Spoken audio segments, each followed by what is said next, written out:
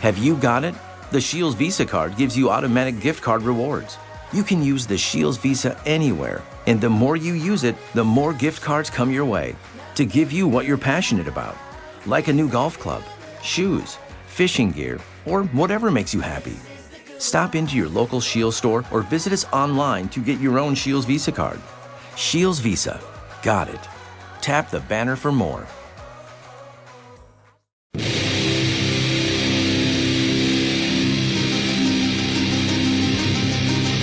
10, 9, 8. Ignition sequence has started. 6, 5, 4, 3, 2, 1, 0.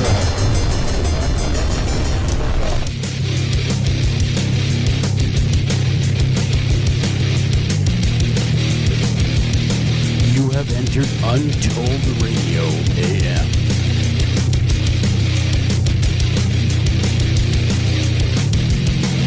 And now broadcasting from a secret location, your hosts, Joel Sturgis and Doug Hychak.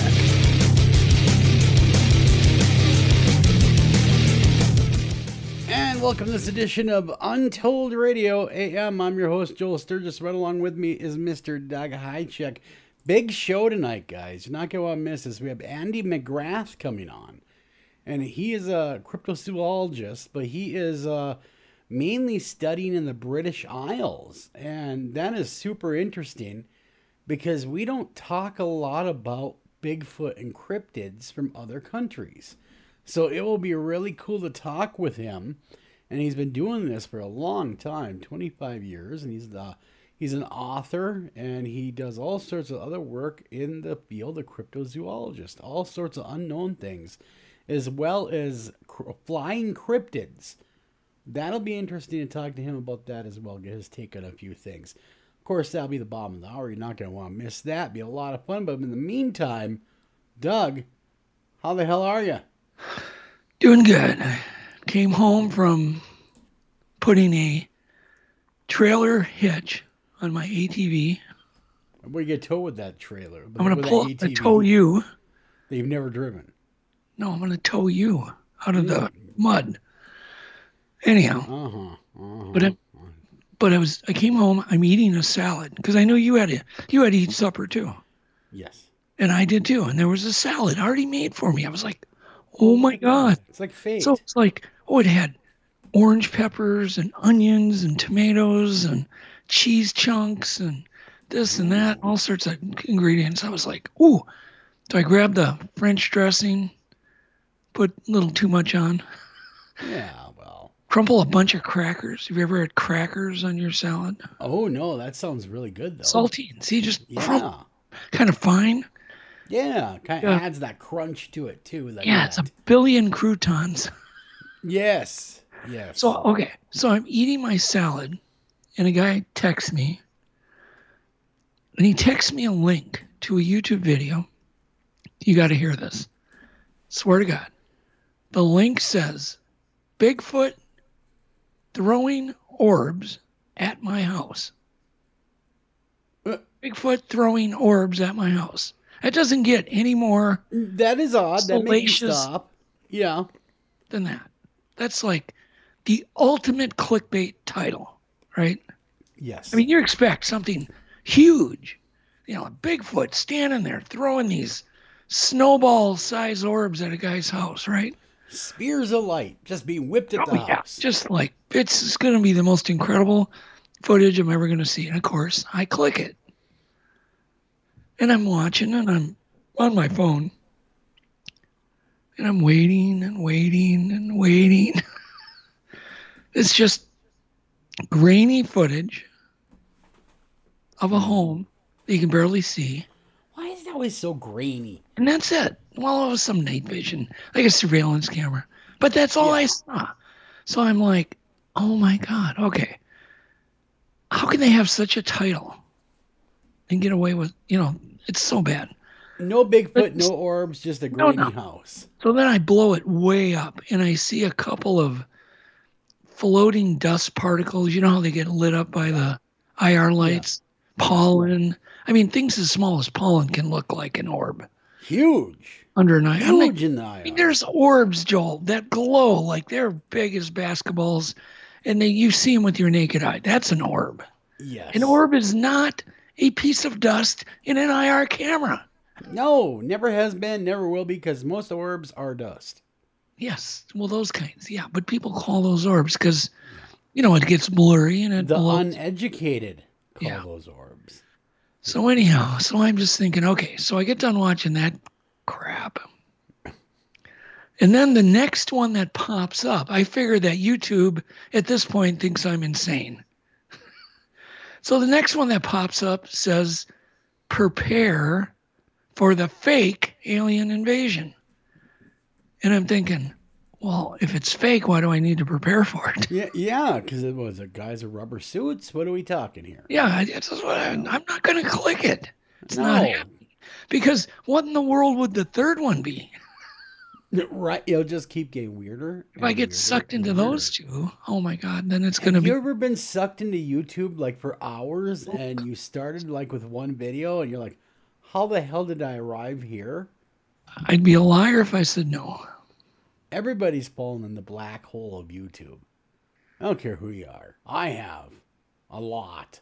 Well, years ago, it used to always end on some women in bikinis. They just keep loading them for you. Yeah. And it would end up with some motorcycle gang down in Miami with a bunch of women. I'm like, how did I get here? Not that I'm angry about the ending. Well, no, but that's always when somebody walks in the room. Always. Yeah. I mean, okay, you might have clicked it when it popped up. I mean, you're already down the rabbit hole. The wife always walks in, or your significant other always walks in. She didn't see all the other innocent videos you watched. It's always that final incriminating one. Right, yes. How to grow organic flowers. Yeah. They didn't see any of that. They didn't see, how you got there. Cute so then furry kitties, cats. They didn't see any of that. Then automatically after that, you become the sick pig because you end up with girls in bikinis. And try to explain yourself how you arrived there. You can't because you don't know where you went. But I do wonder, why does YouTube... I mean, that's what used to happen. Now it's kind of different. They have different... Yeah. It just gets weird. I mean, I don't even get it. I don't understand it. I think I'm living in an alternative universe some days. You must be. I think you might be. I think you just might be there, Doug. Yeah. You just never know. I mean, being sent videos of Bigfoots throwing orbs at houses and all you see is some dust orbs in a grainy house. Well, I didn't even hardly see those. But definitely no Bigfoot. I just want to make sure. Yeah, no Bigfoot was in the frame. But we can't end this conversation without talking about the weather. So last time me and you talked, it was snowing. Yes. And there was frost here and snowing at your place. Yeah. Now, tomorrow, it's going to be pushing 100 degrees. Yeah. Yeah, it's going to be above 90 with high humidity, though. Yeah. So it's going to be, tropical Minnesota. So we go from the frozen tundra where, we all have to wear our parkas. Fast forward less than a week, and we're all wearing bikinis, I guess. Yeah. Girls are, and yeah. So what I'm thinking, I'm driving home, thinking about the weather. Yesterday was beautiful. 75 and sunny. And I took the day off. But today I'm driving home and I'm thinking, why do they push global warming? Why don't they push state warming? Minnesota warming. Wouldn't it be easier to get the bill passed? They did it microcosms. Yeah. Focus on a little area. Yeah. Just say, Gilbert warming. Yeah. Just in Gilbert, nowhere else. Just Gilbert. Yeah. That's what I understand. That'd be more manageable, and they'd get get more done. And you just get the bill passed right there to manage. Yeah. You go after whatever you want to go after. Tax everybody for their footprint, their carbon footprint. The carbon tax. But then then they're only dealing with the city council.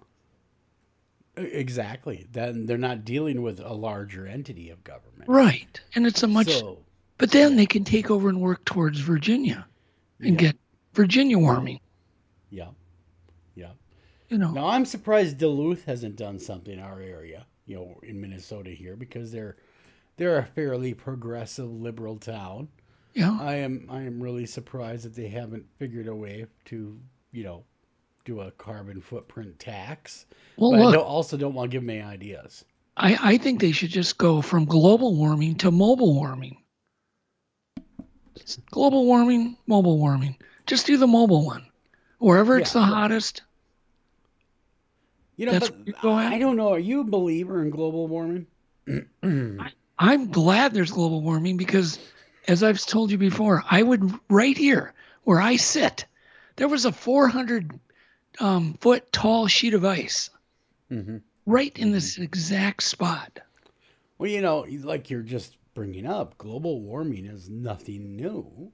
Had it No, not happened, we would all still be under glaciers. yes, yeah, especially where you So, are.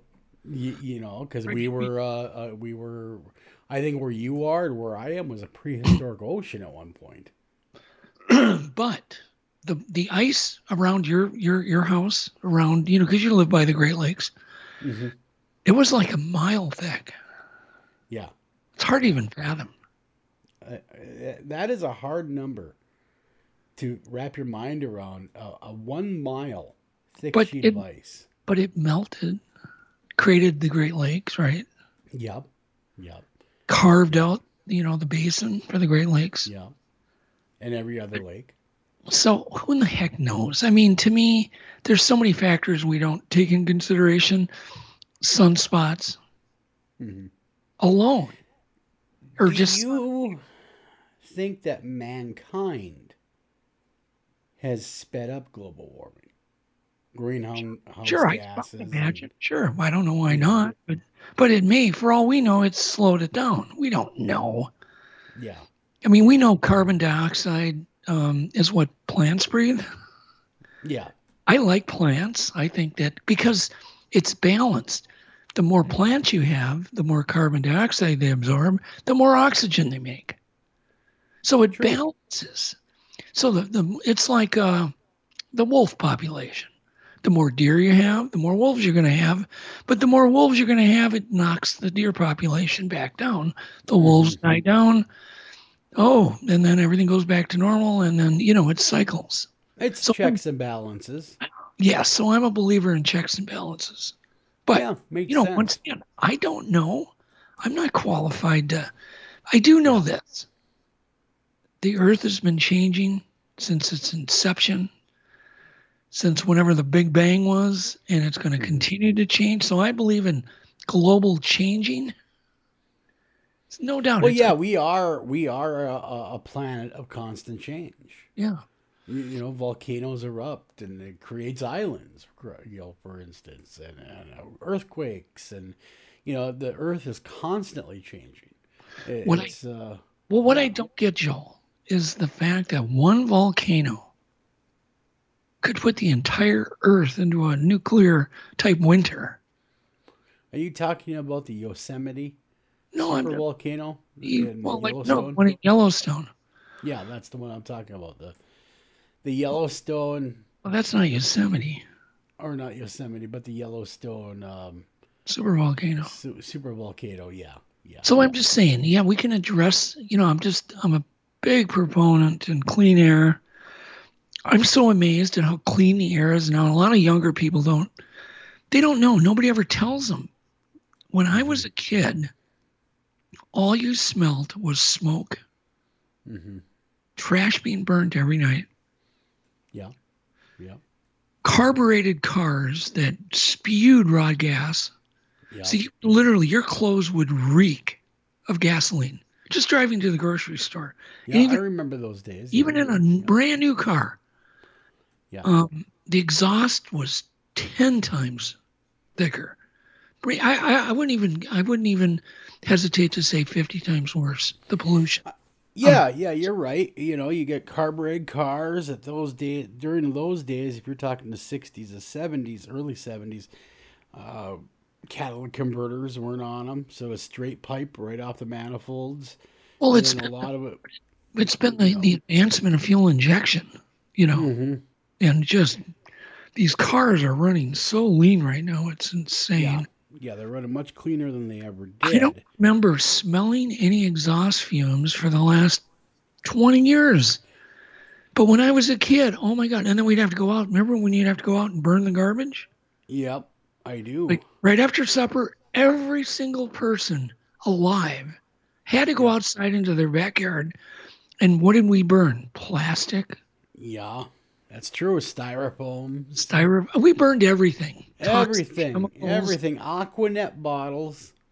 Oh my God. When I Just was the one burning the garbage, man, those were the funnest. I was always happy when there's an Aquanet because you threw that can in there and oh man, that was oh that yeah. was an I'd explosion. stand That there was and good wait. times. I set my neighbor's lawn on fire one time with I think a spray can. I'd had a little bit of spray paint in it still. And it, of course, blew up and flaming paint went Yeah, flying through but those were the old days. People yeah. don't realize how clean the air is right now Well, compared. you go north from where you are, the metro, and it gets really clean. Oh, I know. It's incredible.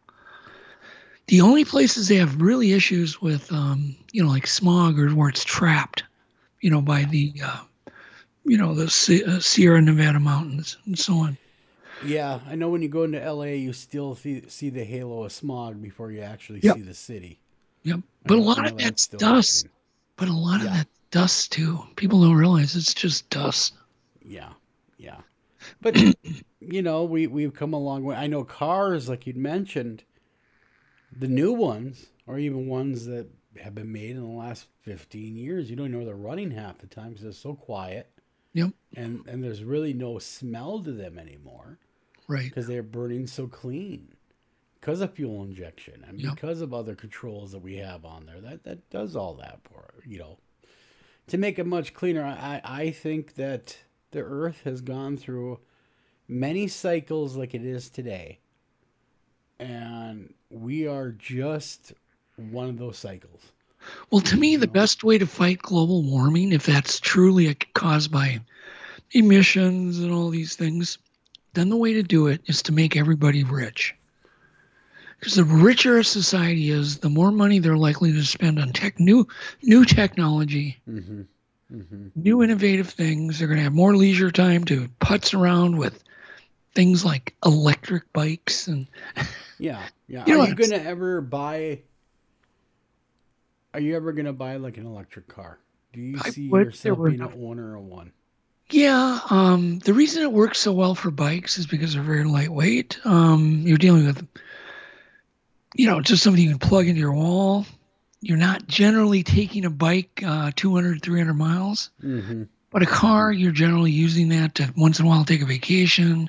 Mm-hmm. If you don't have a charging station nearby, I mean, you're pretty well dead in the water. If I went to your place in an electric car, I'd be hurting Yeah, yeah. because I guarantee there's no charging stations in Gilbert. We have, as far as I'm aware, there Don't might we? be 3 or 4 of them in 20 Virginia. outside of Duluth because that's a different ball game. Yeah, but that's a But long ways from your place. that's what I'm saying. Up where I am, I can count that I've seen 3 total, and I've never seen a car plugged into any of them. Yeah, yeah. So, okay, so like once again, I always what I hate about things like global warming is they're not going to stop. They're not going to do anything to stop global warming. They're just looking for a way to tax. Mm-hmm. To tax you for everything you buy. It's another tax. But they're not going to slow global warming down. It's going to make people poor. It's going to make corporations poor. There's going to be less development. That's my opinion. Yeah, I could see that, and already the American people and everyone from abroad. I mean, anyone that's listening that's not from the United States, I'm sure that you're very highly taxed as well. So I can only speak for what we do because I don't live where you live, and I'd love if you chimed in, sent an email, or got a hold of us about what it's like where you live. But for us, I think the last count that I heard, we are taxed somewhere in the 40% range. Yeah. I mean, that's ridiculous. 40% of your income. Yeah, it's going to go way up. Think about a country that's where the general population is pretty poor. What do they do with their garbage? They throw it in the water, throw it in the ocean. They have nowhere to put it.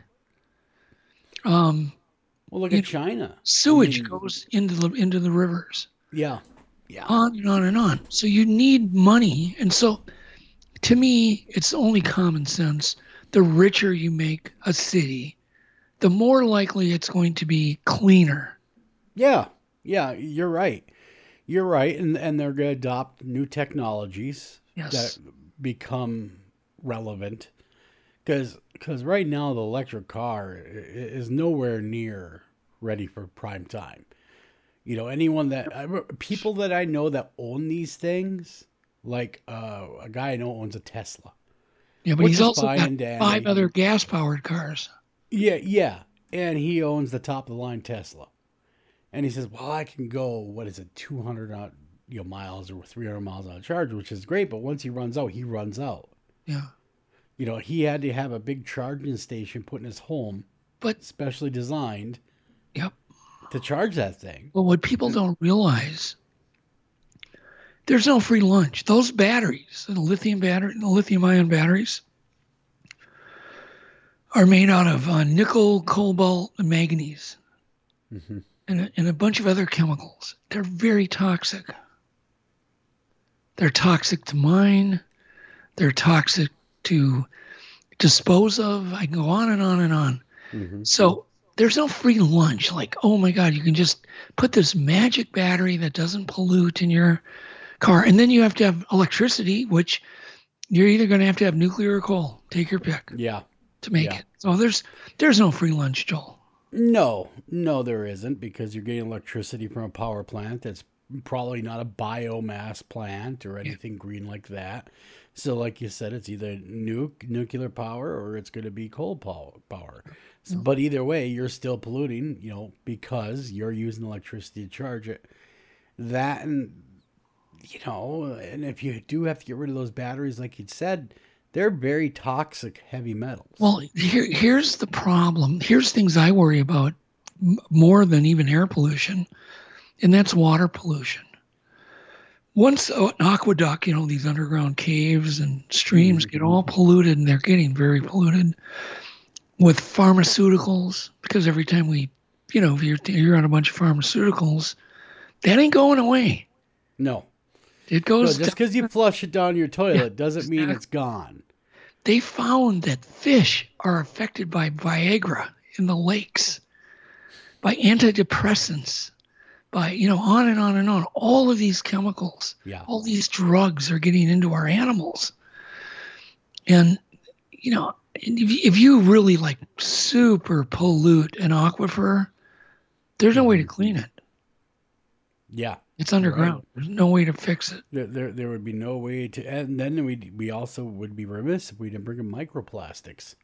So that's part of the problem with the mining, and that's why they've kind of outlawed a lot of it. I don't think there is any of the, to make lithium batteries, any open mines here. I think all of them now are in China. They're trying to get one up near where I live. Are they? Copper nickel mine. Okay. That's well, that's not. Those are some of the ingredients. Yeah, and they're also trying to get one right up there by the BWCA. Yes, I've read all about that. Yeah, which would be a horrible idea, because the BWCA is some of the. If you've never been there, listeners, it is some of the most pristine, clear water wilderness. Yeah, it's beautiful. You will ever be in. You can actually drink the water out of the lakes. People have. That's how clean that is. Yeah, I have many times. I've also, although it's clean from pollution, does have a lot of giardia in it. Well, that is true. You got to be careful. I mean, you just can't be sitting there with a ladle and start drinking, but you can boil it up and drink it. I have the world record. I've been treated for giardia. My doctor told me more times than anybody had ever heard of. What's giardia? Oh, beaver fever. Beaver. Drinking out of the lakes. Gotcha. A beaver fever. It's a small bacterium that it's a parasite. Yeah. It's like bigger than they give you I think it's doxycycline. You have to take pretty large doses. And then some other antibiotic, or some other poison, I don't know. Anyhow, I've been treated for it like 10 times. My gosh. Well, stop drinking that lake water. Well, when you're out camping or you're far away and you can boil it first, Doug. Look, even if you're at an outpost cabin and they have water that runs, it's because they have a little electric pump running, pulling water directly from the lake into the cabin. And that's your drinking water. You could always boil the water, Doug. Oh my God. Yeah, but who does that? Most people. Well, you just go. I hope I don't Most people do. It isn't that bad. Or you can bring a life straw with you. You ever see that one? Yeah. They didn't have the things like filter that on it, yeah. and you could they do. drink it. Yeah. So, probably hard but to suck through. Yeah, I have a couple of them. You do? And they don't work that bad. I mean, I've used them here and there, and they claim you can drink water right out of a mud puddle with them. Yeah, that's what they claim. You get clogged pretty quick. Okay, so I got to tell you one more dumb story that happened to me this week. So they bring my boat out by pontoon, which is electric, by the way, non-polluting, right? It runs on 5 lead acid batteries. You got deep cycles on it, yeah. Yeah, but they're lead, acid. Yeah. Anyhow, so they're bringing it here and they call me up and they go, we got a problem. It's like a NASCAR. It's only turning left. And I'm like, it worked great when we brought it there, when we went into storage. Yeah, when they shrink wrap. So how is this my fault? So I get the quote today, $5,700 to fix it. Well, what's wrong with it? It just turns left. The steering arm and all that is, I don't know. I got to dig into it. But here's the deal. Should it be my responsibility? It was when the storage company picked it up. It was perfect. Now, when they bring it back, it only steers left. Something's going on here. It's a NASCAR boat. Yeah, NASCAR. Yeah, exactly. Just left turns, that's all. So then, it gets worse. So then I go, well, how much will you give me for it? I'll just trade it in on a new one. So, well, we'd love to do that, but we don't have any new boats. There isn't any. And they're telling me that they can't get any boats. And I'm like, what? Yeah, because the shortage. Yeah. There's a labor shortage, and then there's a material shortage. Did you say beaver shortage? No, there's a labor shortage. Oh, yes. Anyhow. So I got a friend of mine that they own they sell ATVs and whatnot. Yeah. He's like, no, we have nothing to sell. All we can do is service them. We have nothing to sell. Wow. And that explained when I was looking at Craigslist for an ATV, was like way more than a new one. You're not wrong. That market has gone crazy. People are selling their 2001, 2002 ATVs for $3,500.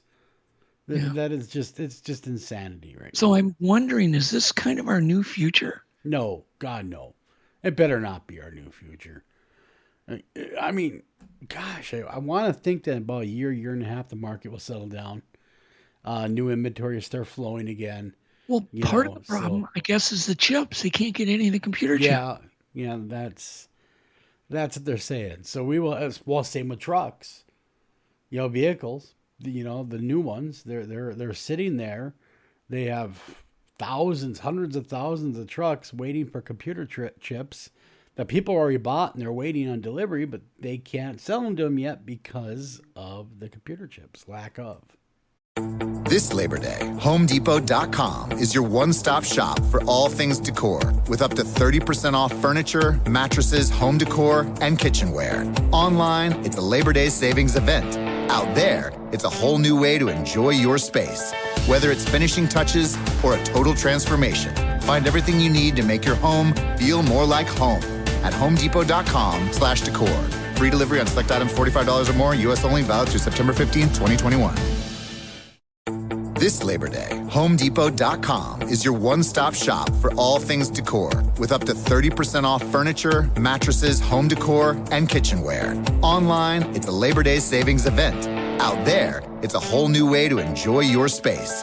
Whether it's finishing touches or a total transformation, find everything you need to make your home feel more like home at HomeDepot.com/decor. Free delivery on select items $45 or more, U.S. only, valid through September 15th, 2021. That's this is kind of scary. Yeah. To me, it scares. Yeah. We might end up going back to those carbureted cars you talked about.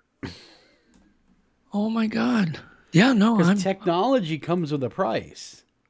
Yeah, and that's what we don't understand. Everything's connected to the internet. Everything's got computer chips in it. We're completely helpless. Oh, the internet goes down, you're done for. But I can rebuild a carburetor damn quick. Oh, yeah. Yeah. There's nothing to break on them. No. You take your little wire and your brass wire and you go through the jet, clean your jets out. Yeah, soak the dang thing in some mineral spirits and get the gunk out, put it back on, and you're ready to go. Yep, exactly. Well, speaking of ready to go, we got to get out of here. We got to go to break. We come back. We're gonna be talking European Bigfoot with Andy McGrath. Don't go anywhere. We'll be right back right after this.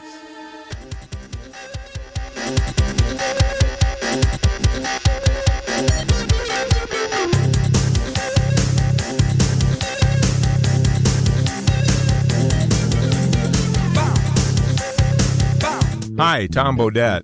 If you can hear me, then you have an internet connection, which means you can do cool things online, like listen to streaming radio, obviously, or watch a video of a monkey washing a cat. Let your freak flag fly.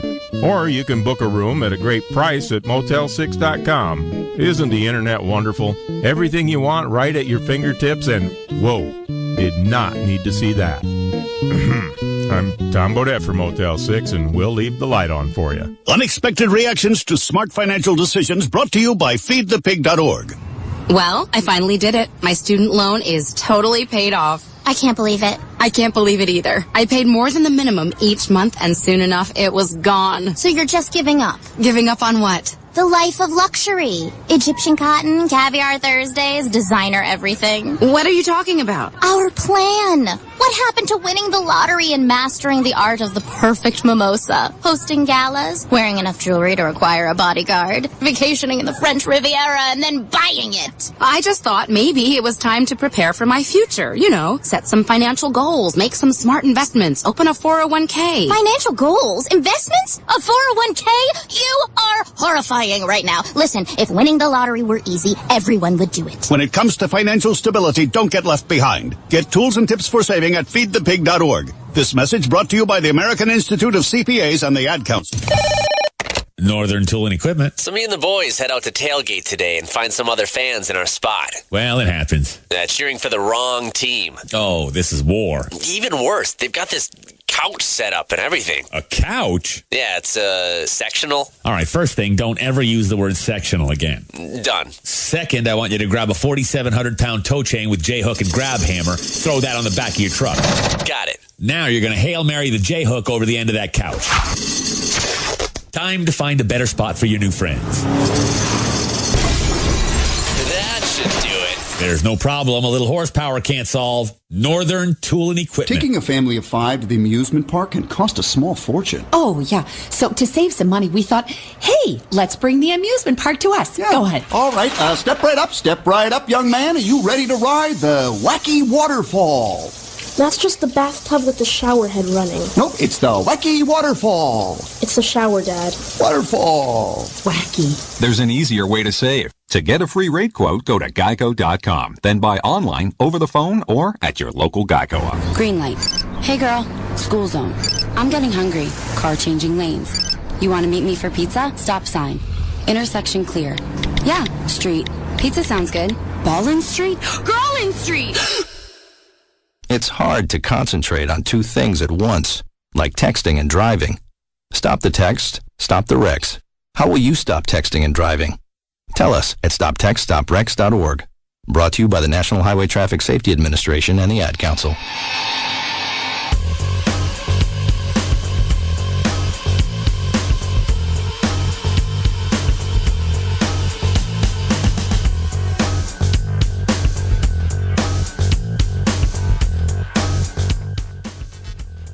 welcome back to Untold Radio AM. I'm your host, Joel Sturz. Right along with me is Mr. Doug Hychek.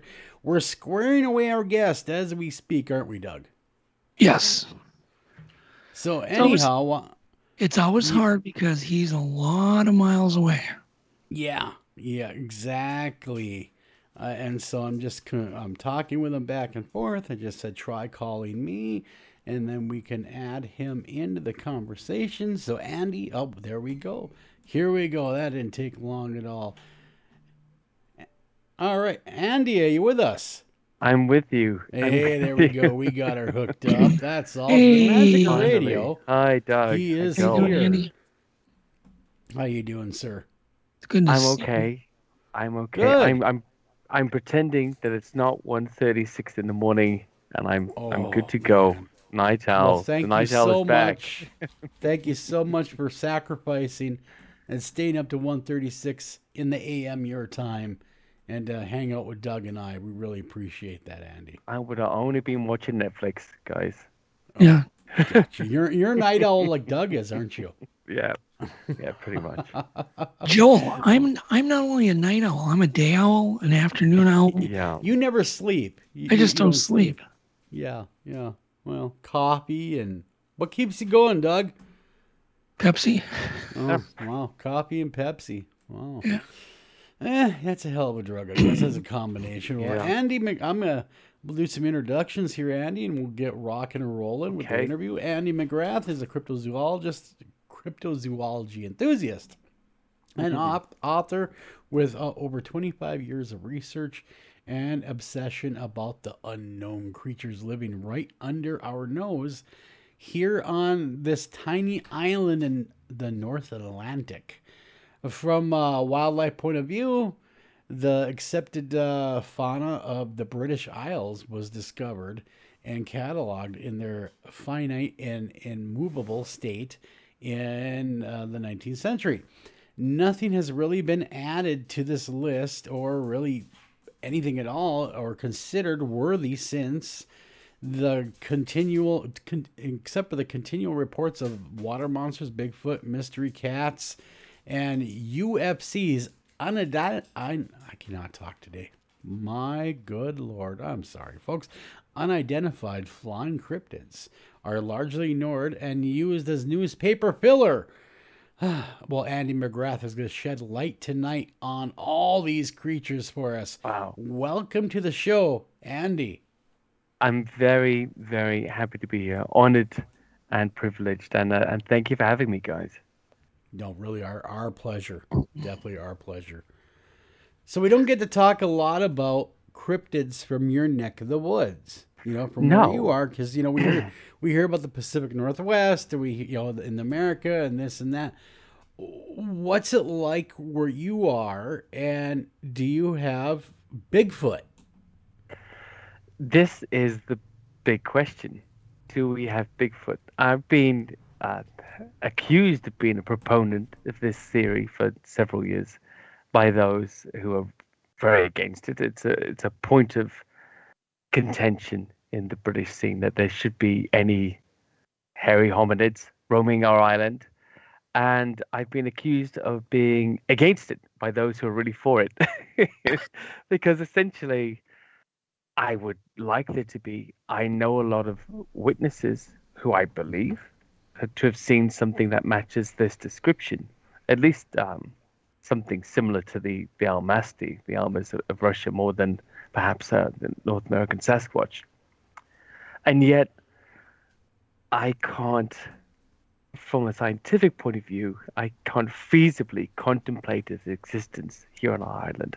We don't have any footprints, no cast tracks at all. They're footprints, but they could just be ordinary human footprints. Now, Doug is probably quite aware the almasty is a Neanderthaloid type of creature that has a broad human-like footprint with an arch.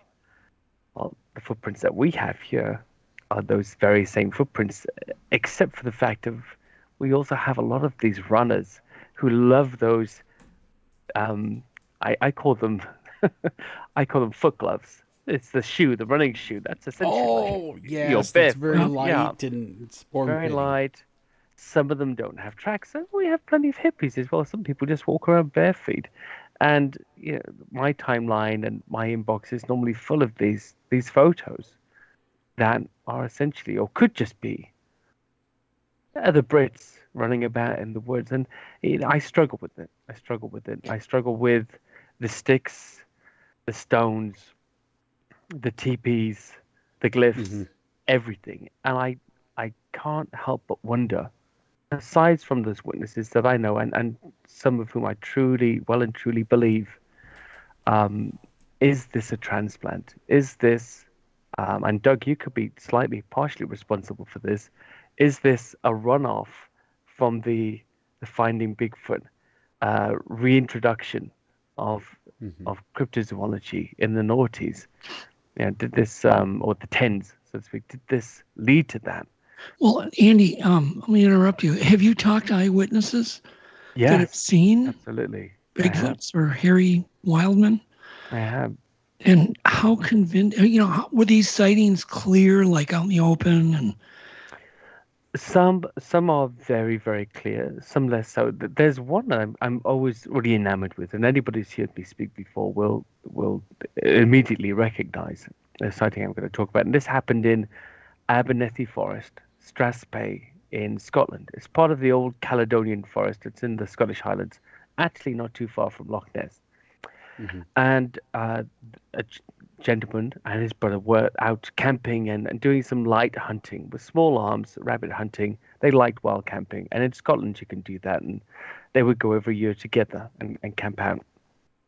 The principal witness, the one that reported it, was a primate keeper in all of the major zoos here and a consultant for many TV shows with 37 years experience, who had only retired after being nearly beaten to death by a chimp. So primates, that's his speciality. That's what he does. They were in the forest. They get up early one morning to hunt some rabbits in a field that they'd spotted the night before. They're walking towards a big set of blackberry bushes that they'd seen the night before, and suddenly he spots that his brother has frozen. He's not making any noise. And he looks back and sees that his mouth is open. Looking in the direction that his brother was transfixed upon, there's this great hulking black furry shape. Now he's a small chap, about 5'2", he said. He said the shape knelt down, leaning over the bushes was his height. Then it hears them, turns, stands up, looks directly at them.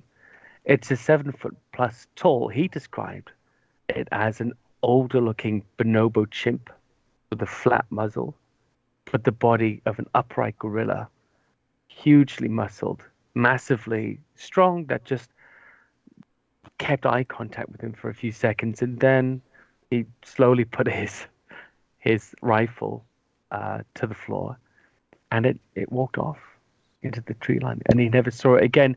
And he had this very strong feeling. He said, I know people say this is some kind of missing link. This is it's something we haven't discovered yet, but I'm a primate keeper, and my feeling was that this was a simian.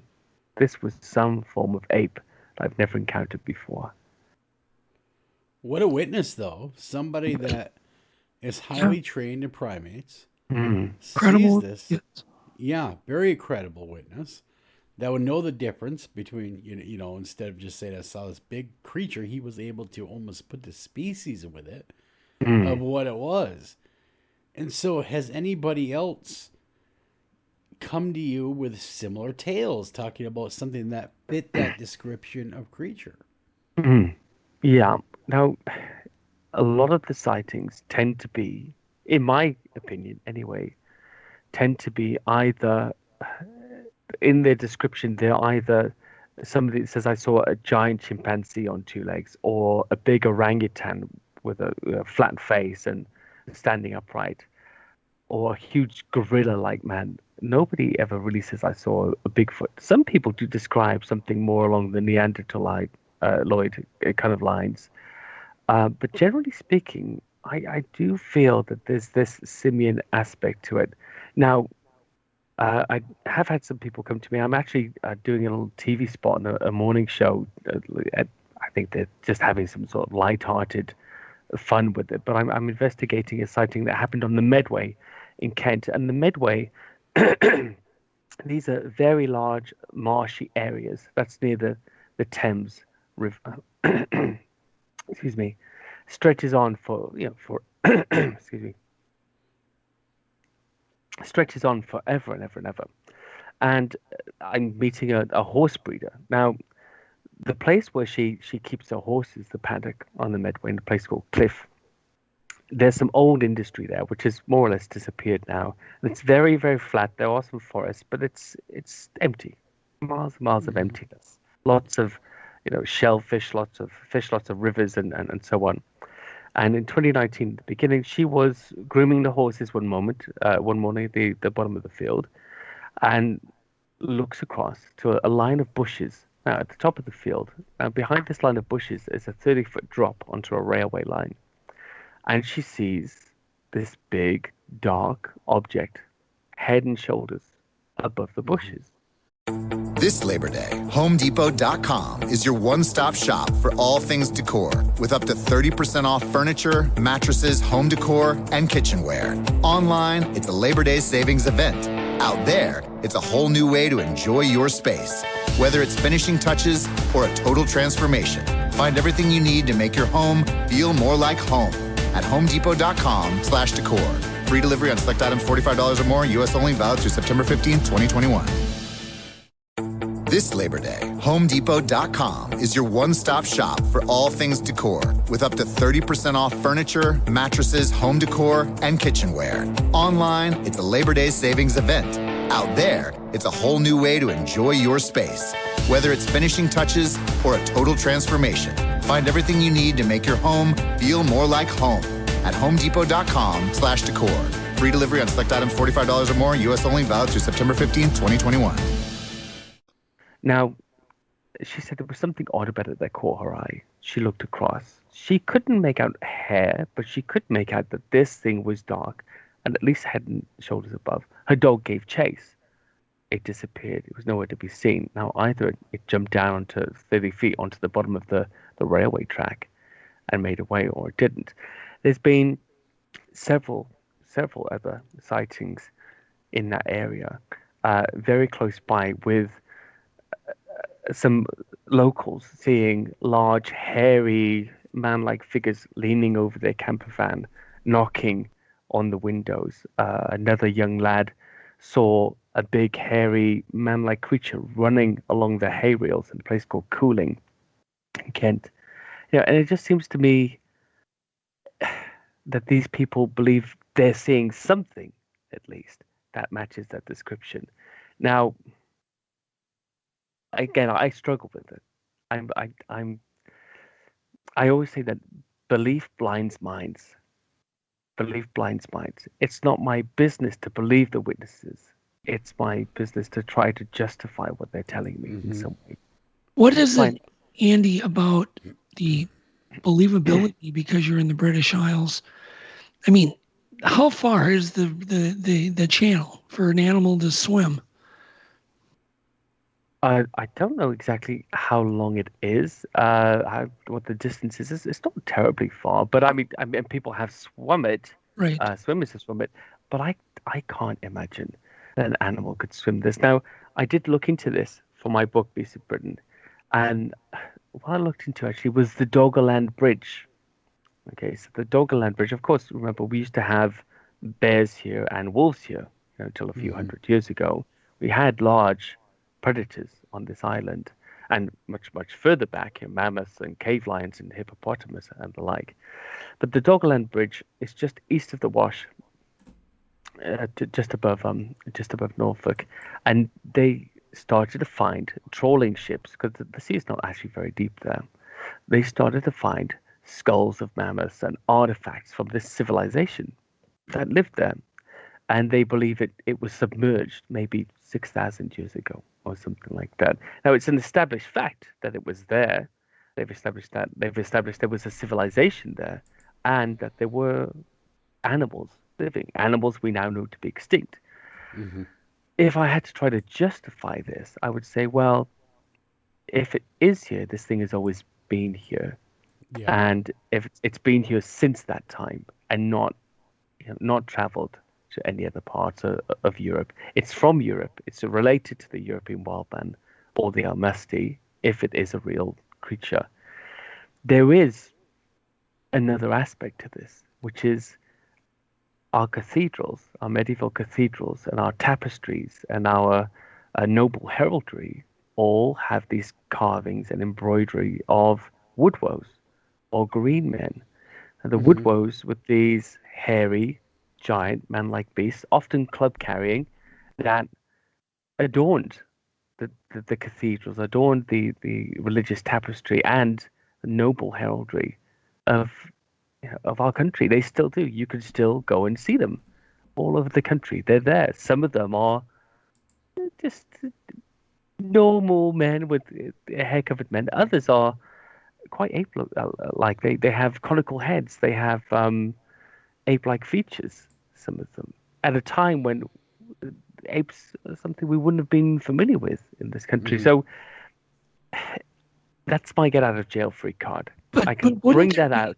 But Andy, wouldn't there be some correlation between like a Vancouver Island and the British Isles? Yes, obviously you're farther, it's a farther swim. But people do call Bigfoots the water ape because of their supposedly amazing swimming abilities above and below water. So, you could just also imagine if it can swim a mile, it could swim 20 miles. Maybe. It's possible. I mean, people, they're the professional swimmers in this country. They swim the English Channel quite often between Dover and Calais. It's a reasonable swim. The water can be very rough, and if you want to take it from here to the Republic of Ireland, for example, where there are claims Bigfoot-like creatures there. I don't know how valid they are, but there are claims. Well, that sea is incredibly rough. It's a very, very dangerous sea. Even without that, I think it's, and I do agree with you, Doug. The water ape, it does make sense. I have heard that. But even without that, I think it's, in my mind, I have to put some distant plausibility in. I can justify bears. People didn't bring bears here. They lived here. I can justify wolves. They lived here. So other things could have got here and perhaps become extinct around the time that our medieval forebears were carving them upon the churches and their heraldry, just to be revitalized recently with this new resurgence of popularity of the North American Sasquatch. Or they've always been here in small populations and they're used to us. They keep out of our way. Does the British Isles have ample environment for a Bigfoot, like big forested areas and something to sustain that kind of life? Because you mentioned bears used to be there, but is the food source still there to support something of that mass? It is. It is. Now, one of the things that comes up a lot, and I actually wrote a little blog about this. It's a chapter in the book again called What's with the Habitude.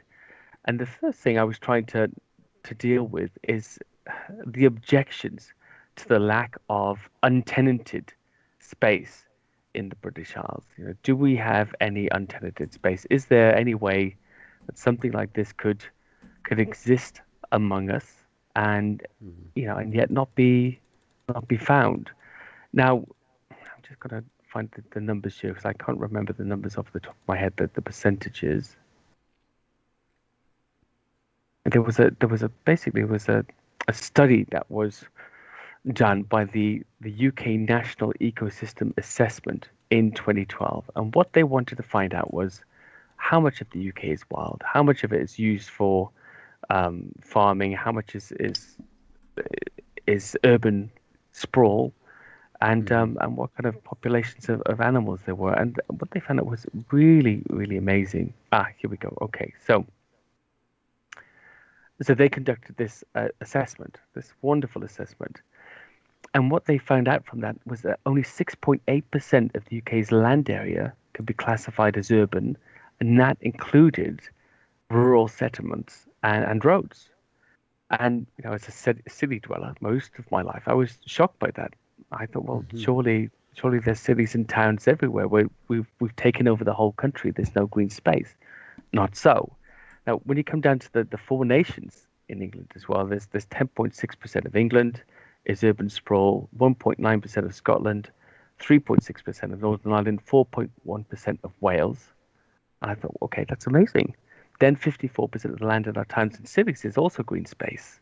So, it goes on and on. Then looking at the animal life here, I think there's something like 5 million deer, lots of which are invasive species. There's 33.337 million sheep, 37 million rabbits, 4,000 wild boar, over 200,000 breeding pairs of Canada geese, and all of the game birds and small rodents and food sources like roots and berries that just, superfluous throughout the entire country. So there's space, there's isolation, and there's food. Have you had wild boar for many, many, many years? No, they've been reintroduced. I'm not sure when it happened. I think they're escapees primarily, but they are spreading quite far. We used to have them. They became extinct, and they've been reintroduced, and they're growing. Yeah, they're a destructive creature too. Yeah. I'm not fond of them, especially when they're around when you're on a little bit of a trek, because one, they're not that common yet in the UK, but they are quite dangerous if you come up on them, especially with piglets. Okay, you had mentioned this sighting that this primatologist had. What type of geographic area was it? Was it area? The woods, water. So we have a rule here. It's always woods, water, and hills. Oh, okay. Well, this is in Strathspey, Abernethy Forest, Strathspey in Scotland. This is a stone's throw from Loch Ness. The entire area is intersected with lochs and lakes, lochs and rivers, so lots fish of stocks and red deer. This berries growing, all over the place, especially the blackberries at that time of year. I would say, my money, if it's real, if it exists, my money is on Scotland for the major proportion of the population. It has the isolation, 1.9% urban sprawl. It has just a really, really productive environment for wild animals, and I think it would be at home there. Oh, again, I do have those witnesses. I do have that guarantee from those people, and you both know, when you know somebody, you get to trust their word. Then you can rely upon the fact that they at least believe they saw what they saw. Yeah, at least they're not, knowingly trying to deceive you. They actually believe what they saw. Do you know roughly the latitude where that sighting was, or where the Scottish border is? I can roughly the latitude. Yeah, look it up. Yeah. Okay. I'm just curious how it correlates with some of the hot spots here.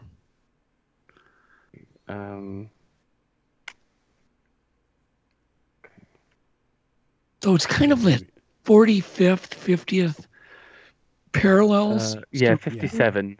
Yeah, see, that seems to be Yeah. kind of it's certainly in the sweet spot. Yeah. The forests in that part of the world would be indistinguishable from many parts of North America, that's for sure. Is that primarily a pine forest, or is there mixed? There's a lot of plantation pine, but I've investigated those areas, and the plantation pine seems to be more or less barren. It seems to be pretty desolate. Where there's more mixed forest, right? I noticed there's a lot more activity, or alleged activity. So the bottom line, where this guy saw the creature, it made sense. In the woods and the water and the hills. And eating from a blackberry bush. Yeah. Exactly. And at dawn as well, which is, that's my favorite time. Dusk or dawn, best times. Yeah, the problem I have with people saying that people are just imagining these things is why do they only imagine them in the exact geographic areas over and over and over again? Why don't they imagine them in downtown Vegas? Yeah. Well, some of them do, right? But it's the details are often something I don't know if you can advise me in this direction. I know you've got a lot of experience in this area, but I'm always looking for, and people know this now, but I still have a few ways to check it out. I'm always looking for mundane details in the retelling of a tale, meaning I'm looking for something that doesn't need to be in the story, but the witness can't ever remove because it's part of the not the trauma base, but that type of trauma that stays in the story no matter what happens. Yeah. Like before they saw the creature, they noticed the street light was out. Doesn't really matter. Or somebody's window is broken, but still, or a rock on the ground, it stays every single time. And this guy had that. He had lots of those elements in this story, plus the fact that he was his name is hidden. You know, he's on a pension from one of the major zoos. He doesn't want to disrupt it in any way by coming out and and telling everybody about it, at least with his real name. But for a good while there, he was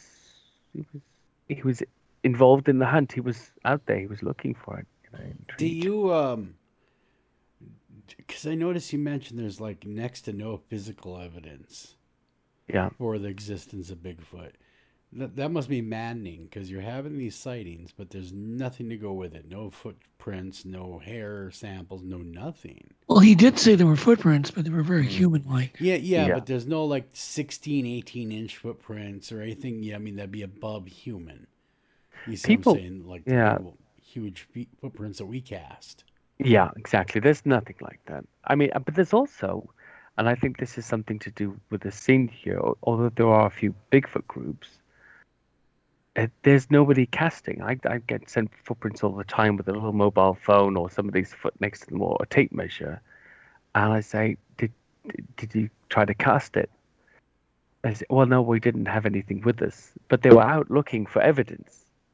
And I'm terrible at casting. So I said, just use the Jeff Meldrum.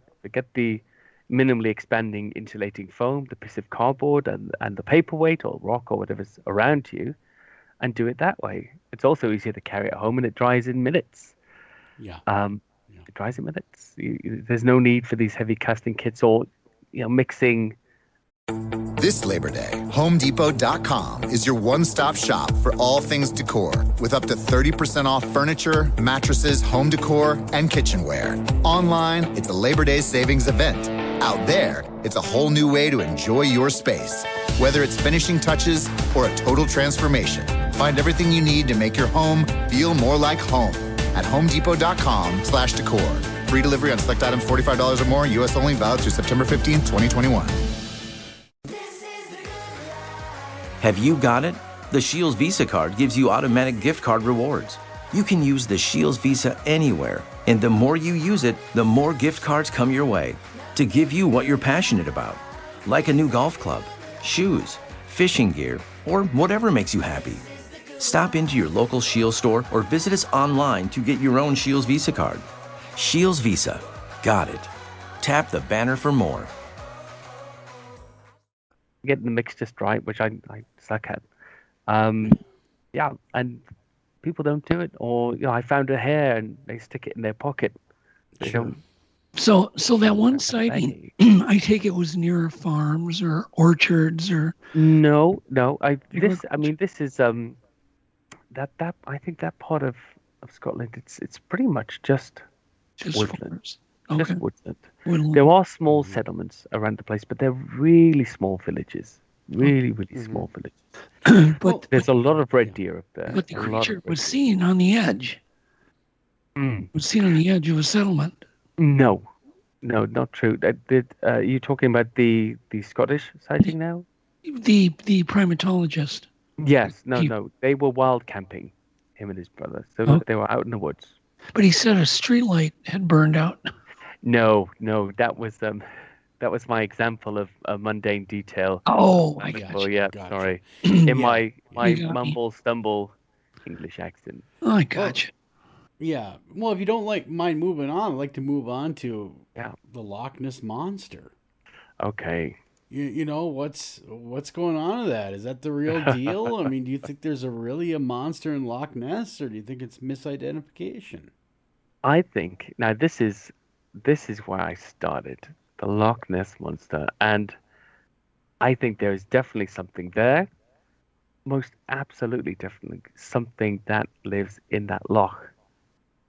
Personally, I don't believe it lives there all the time.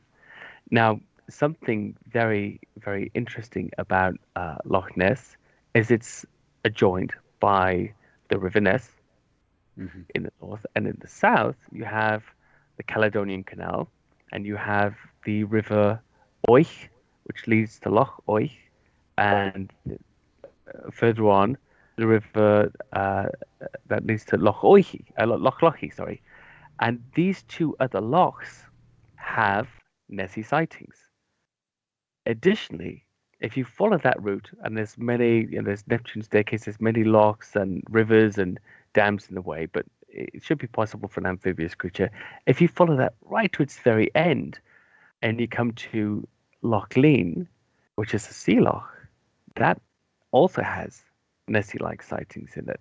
Go right to the other end, to the Moray Firth and to Bewley Firth, past the River Ness, and that sea loch has Nessie-like sightings in it as well. So for me, it's an itinerant creature. It's traveling through the area. Sometimes it's there, maybe infrequently for longer periods of time, and sometimes it's not.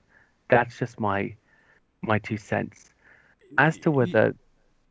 I was going to say there must be multiples then. I mean, yes, it can't be just one monster, because people have been seeing it for decades upon decades. Hundreds. And do you believe it's coming from the ocean then? I mean, where is its ultimate, where is it coming from? Yeah. Is it bouncing between these lakes or lochs that you're talking about, or is it coming from the ocean? I think it comes from the ocean, and I believe it infrequently, or they infrequently reside within the loch. There's been a few theories posited about the nature of the creature, that it might be solitary, it might be territorial. That only 6% of sightings actually are of more than one of them at the same time, of all the sightings. But it's also been there a long time. So we all know about the St. Columba sighting in the River Ness in 580, not 565, but 580 AD, where upon seeing a man had been killed in the River Ness, he sends in one of his followers. The beast appears, and he makes the sign of the cross and drives it away. But there's, and obviously we're talking about waterhole sightings here, but there are sightings in Loch Ness that come from around that time right up into the modern day, and it's shocking. You look into the history, the deep history of it. Actually, there's a great book on it called "The Water Horses of Loch Ness" by Roland Watson, a colleague of mine, and he's researched it beautifully, really beautifully. It's known in Celtic folklore as Annecy or Annecy, the Nessie, and it's just amazing to think that before 1933, before Alex Campbell's infamous courier story about a strange sight in Loch Ness, this beast was being reported. It appears in the books hundreds and hundreds of years ago, and in the local folklore. So I think there's definitely something there. I just don't think it's there. Doesn't the tide greatly affect the depth of the River Ness? It does. I mean, if something's coming up the River Ness, it's that goes through a main town. If something's coming in that way, then it could only do it in flood. I would find it very difficult to imagine it getting to the River Ness without being... Yeah, because the River Ness is quite shallow, as I remember. In places, it's very shallow. If you travel in the other direction and go up the River Oich... Now, I walked along the River Oich the last time I was there at night, and you have the Caledonian Canal on your left, River Oich on your right, and there's a little sort of forest, woodland and path ahead of you. I just wanted to see how far I could go, but I also wanted to see if I could see anything after dark. I mean, any detail of anything at all. And I stood next to the river, and I could not see a single thing. If the beast had passed within feet of me, I would have only heard its passing. I wouldn't have seen a single detail. And that part of the country, it's pristine in its darkness. And I think, and creatures that allegedly have been seen making their way through that route, and it's by no means simple, but if there was a route coming in and out from the sea, I personally think that would be the primary route. Yeah, because there's been a lot of sightings. I mean, gosh, up until recently. I mean, wasn't the latest one not that long ago? There's a lot of this Nessie on the net camera sightings at the moment, which is it's frustrating because that camera is. I mean, it's so far away. And one of the researchers you probably very aware of, Steve Feltham, who's been there for 27 years now. He's very good at coming up and saying, look, I checked out the boating traffic at that time of day, and actually there was a canoe at that point, or there was a small craft. It's unfortunate that camera is placed where it's placed. Yeah. Gotcha. So it's not doing any favors for the researchers, that camera. I don't think so. Yeah. I don't think so. I mean, how big, through your own research, would you estimate Nessie is? I mean, we're talking 30 feet, 40 feet long, or much smaller than that? I think sightings tend to be between 20 and 40 feet on average. So bigger than something like Champ, for example, which is, I think, average is about 15 to 20 feet. Is that right, Doug? 15 to 20 feet for Champ. Yep. About 30, 20 to 40 feet max, around about that sort of length. Similar description, 1 to 3 humps, rounded body, flippers occasionally seen, long neck with a small head, often an indistinct or nondescript head. Interesting, because I mean that's big. That's long. Really big. Really big. That's not something I'd ever misidentify in the water, causing the water with it. Well, this is the thing. Seals could it be an eel, though? I mean, one of the popular theories was it could have been an eel.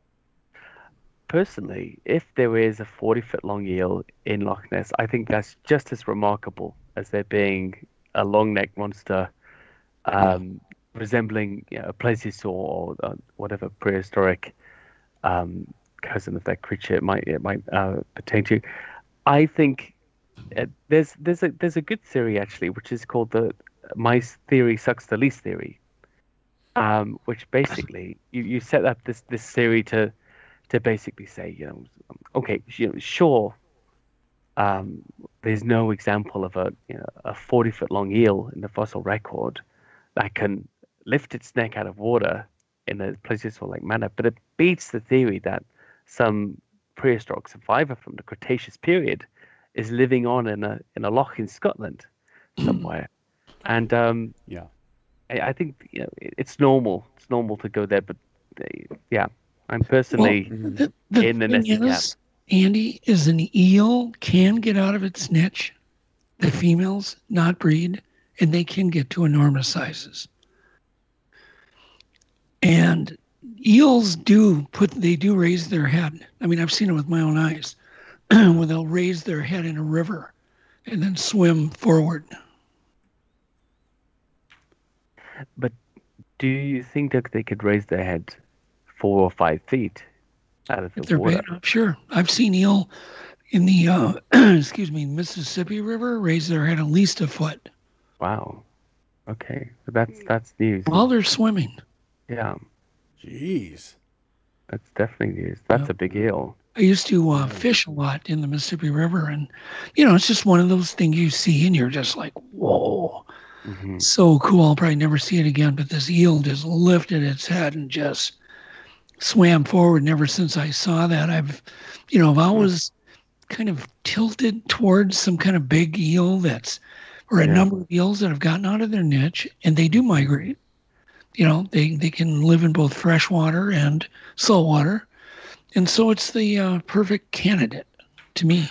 there's plenty of eels in Loch Ness, that's for certain. Oh, yeah. And it's very, very, very deep body of water.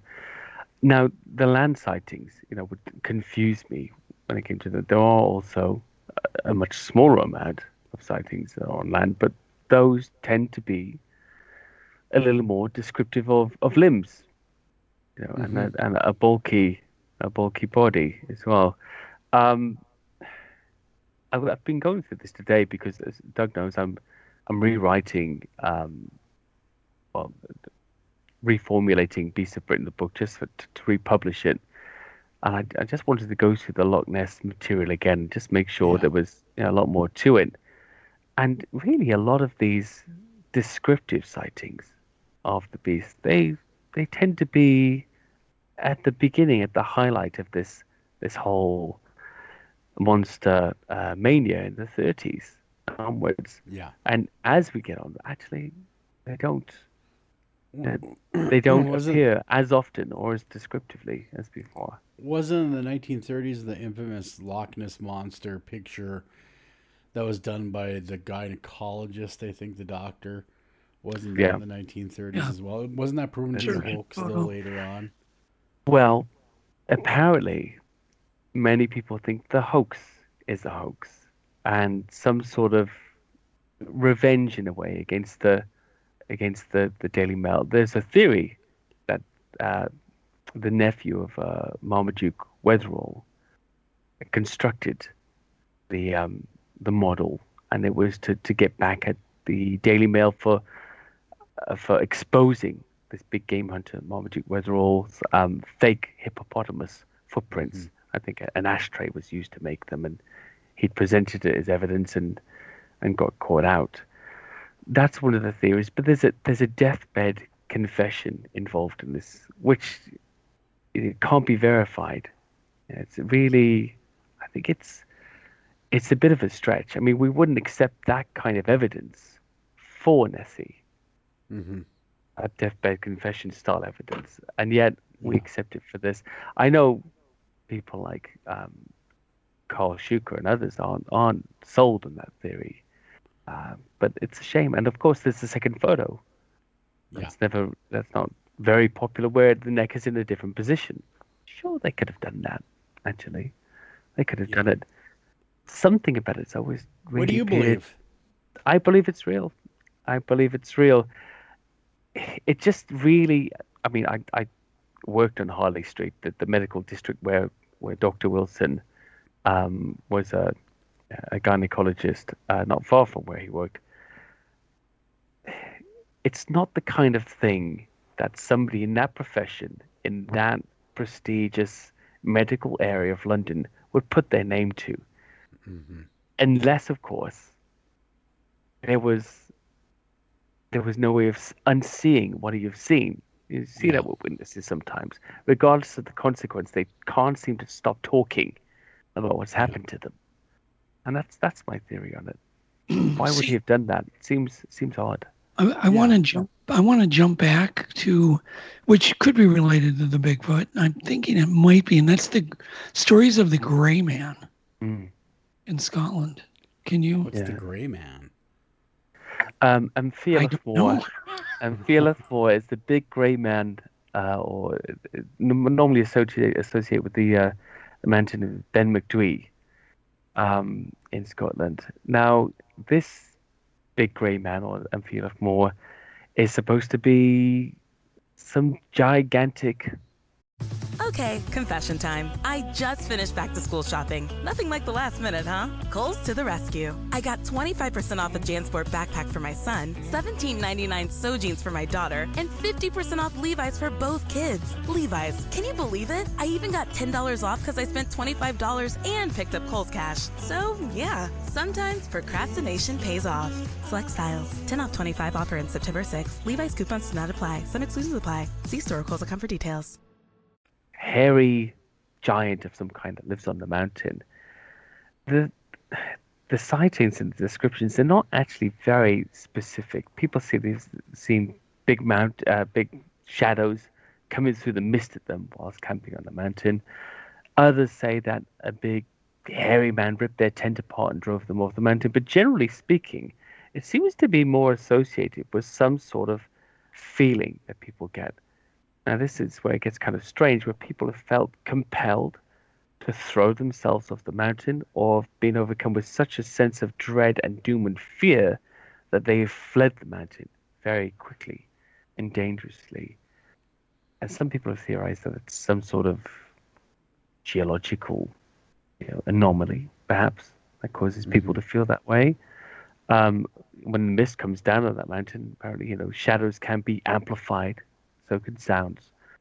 But it's strange. I mean, it certainly would point towards some sort of hairy man tradition in that part of Scotland, and that's what us Bigfooters like to hold on to anyway, and say, well, look, it does seem to point in that direction. I don't know. I haven't heard of any modern sightings of. When was the last sighting off the top of your head logged, and when did that take place? Do you know? I don't know. Okay. I don't know.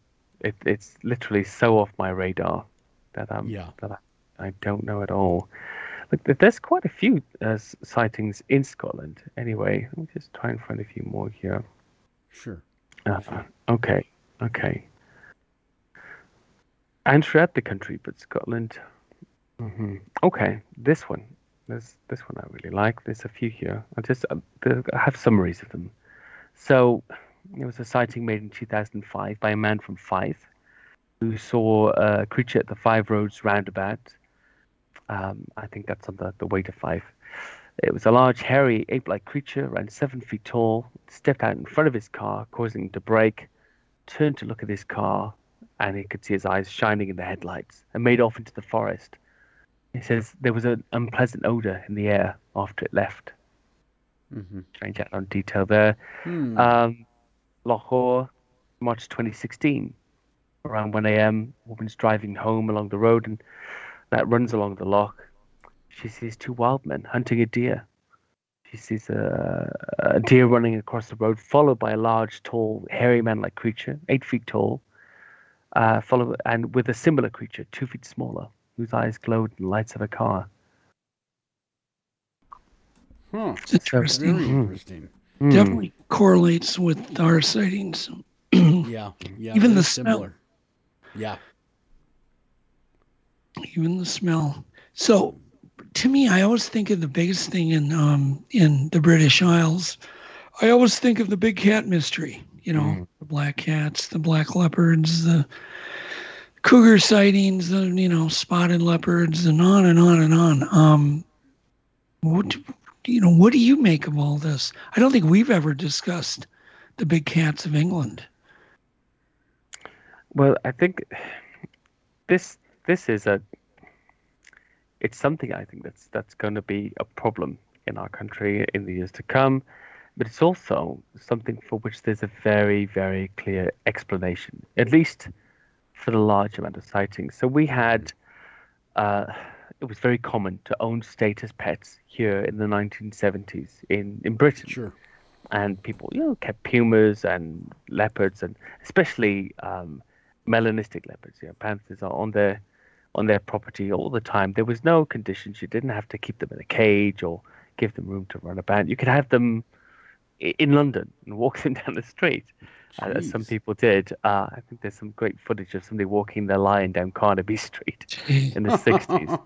And so this was a big problem. And the government, they introduced something called the Dangerous Wild Animals Act, 1976. And that was introduced to regulate this trend of keeping exotic and hybrid status animals. Now, there was nothing put in place really to deal with anybody who wouldn't be able to go along with these new expensive stipulations. So what I found in the Act is in Section 3 C&F of the Act, you read that any animal concerned will at all times, if it's being kept only under the authority of the license, be held in accommodation which secures that the animal will not escape, which is suitable as regards construction, size, temperature, light and ventilation, drainage and cleanliness, and which is suitable for the number of animals proposed to be held in the accommodation. And while any animal considers at the premises where it will normally be held, its accommodation is such that it can take adequate exercise.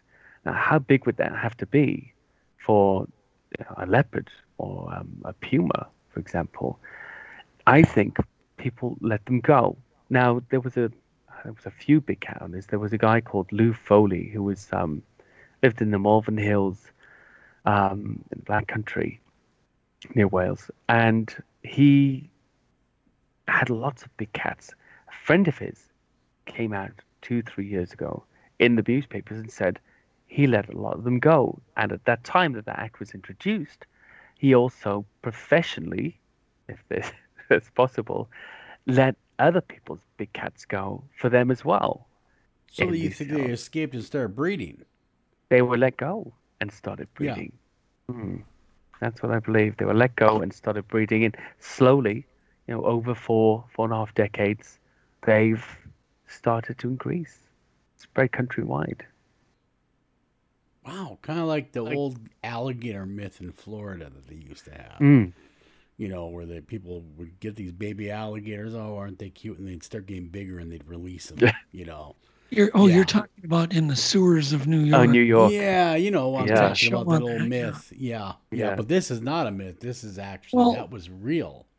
Andy, there's literally pretty amazing evidence with footprints, teeth marks in the necks of livestock. Oh yeah.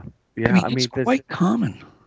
It's very common. I know people have seen them. They're actually one of my big introductions into this. I was already into all the other reports. Is when I was visiting a girlfriend's parents' house one Christmas in 1999 in a place called Crymoch, which is in Wales near the Preseli Mountains. Very, very rural place. I think their closest neighbours, their next door neighbours, were like 5 miles away, something like that. Oh, geez, you're talking really secluded. Yeah, very secluded, and it's beautiful and it's lush and it's just sheep everywhere because it's Wales. And we were in their big farmhouse, which had a few acres of land around it.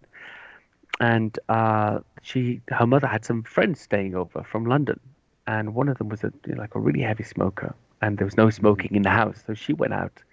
I think it was Christmas morning or something like that, the day afterwards, and it'd been snowing. She went out and sat on the veranda and lit her cigarette at 5 a.m. in the morning. And in the light of her lighter, of her flame, she saw a black panther facing her, not 10 feet away, just looking at her. And she's some London lady, of course. She was shocked and froze. And she said the creature stared at her for about 10 seconds and just turned away. And I thought, wow, that's amazing. I was in the house at that time. The next morning, a big expedition was mounted, and we went searching all over the place for these panthers. Later, her younger sister, who was very into horse riding, they all are there, said that she was very skeptical, that she'd seen one a few weeks before while she was riding over the mountains away from a friend's farm, and she'd looked back the way she came and saw it chasing sheep in the sheep pen in the farmyard, and was just shocked at this big black cat chasing sheep around. And that was my start. I was like, wow, okay. It might be here. It might be real. Yeah, what is your equivalency of the Department of Natural Resources in your area say about them? Do they say it's real, or do they downplay it? I mean, what's their official statement? They don't have an official statement on it. I think they largely ignore it. I think that's a British way to deal with things. If you deny something, it gives it plausibility. So I think that's an age-old British method of just ignoring the problem. Some of the police forces are a lot better at dealing with it because, of course, you can submit a freedom of information request. If it's been reported, they have to log it. And there are several requests that have been put in over the years that have yielded, quite positive responses with lots of reports from people. They generally tend to make the papers, which of course doesn't always bode well for the veracity of the sighting. Yeah. But those guys, if I had to be sure about anything, here in the UK, that would be it. The big cats. If you had to guess, how many big cats are on the loose in the United Kingdom? I mean, that includes leopards, pumas, just in the whole gamut. Just what would be a wild guess? I know you don't like wild guesses, Andy. Just go ahead and take one. We won't hold you to it. That's fine. I would actually be quite conservative because of the territorial needs of these cats, and say that perhaps countrywide there's 200, something like that. Okay, I think actually 200 is a lot. That sounds believable. Yeah, like 200 of a creature that isn't supposed to be there. Well, we know that here in the States, our mountain lions, they can cross 200 miles pretty easy, being part of their range. Yeah. So you take a creature like that, that would be probably comparable to a mountain lion in the way that they hunt and the way that they go about things. So I mean, you're talking 200 creatures that need a lot of room to live the way that they do. So actually, Joel, these animals will roam these long distances mainly in search of love. It's the males that will roam these huge, 500 miles. Yeah, they're mountain lions. Am I correct? They're love driven. They just go the wrong direction. You can only imagine how far they have to roam in England. Well, yeah, I mean, UK to find love. There are the two primary types of cats that are sighted are pumas, as we call them, mountain lions, I guess, and melanistic leopards. I'm assuming they would have been a lot easier to get hold of than jaguars. Although they could be melanistic cougars too, though. It's possible. Is that possible? Mm-hmm. Yeah, I'll tell you, that's what people are seeing here. Really? I saw one myself right on Radisson Road. Me and remember I was telling you about Jay Cole. Me and Joel were just talking about Jay Cole from WDIO TV. Joel, hello. Yep, okay. I do. I don't know if you heard me. So, me and Jay were, heading down Radisson Road, and one ran right out in front of my van, and we could see the long rope tail, definitely black, and it just looked. Yeah, I've seen several cougars up where I am. No, I'm talking black. But you're talking the black panther. No. I'm talking black cougars. Black cougar. It was a black cougar. I've heard about this. I've seen an albino cougar, but I've seen a picture of one. But it's, to me, that's astonishing because that's not supposed to be possible for their species.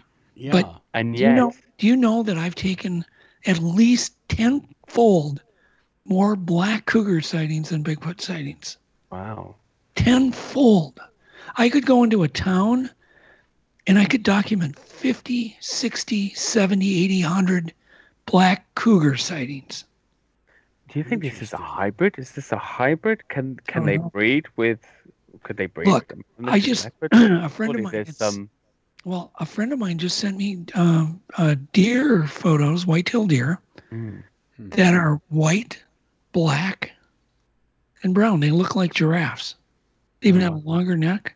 Mm-hmm. Most people don't even know they exist, but they're called piebald deer. And he's got a bunch living on his property. The weirdest thing you'll ever see. Huh. To me, a black cougar, a melanistic cougar, is not a big deal. It's just a genetic mutation. Yeah.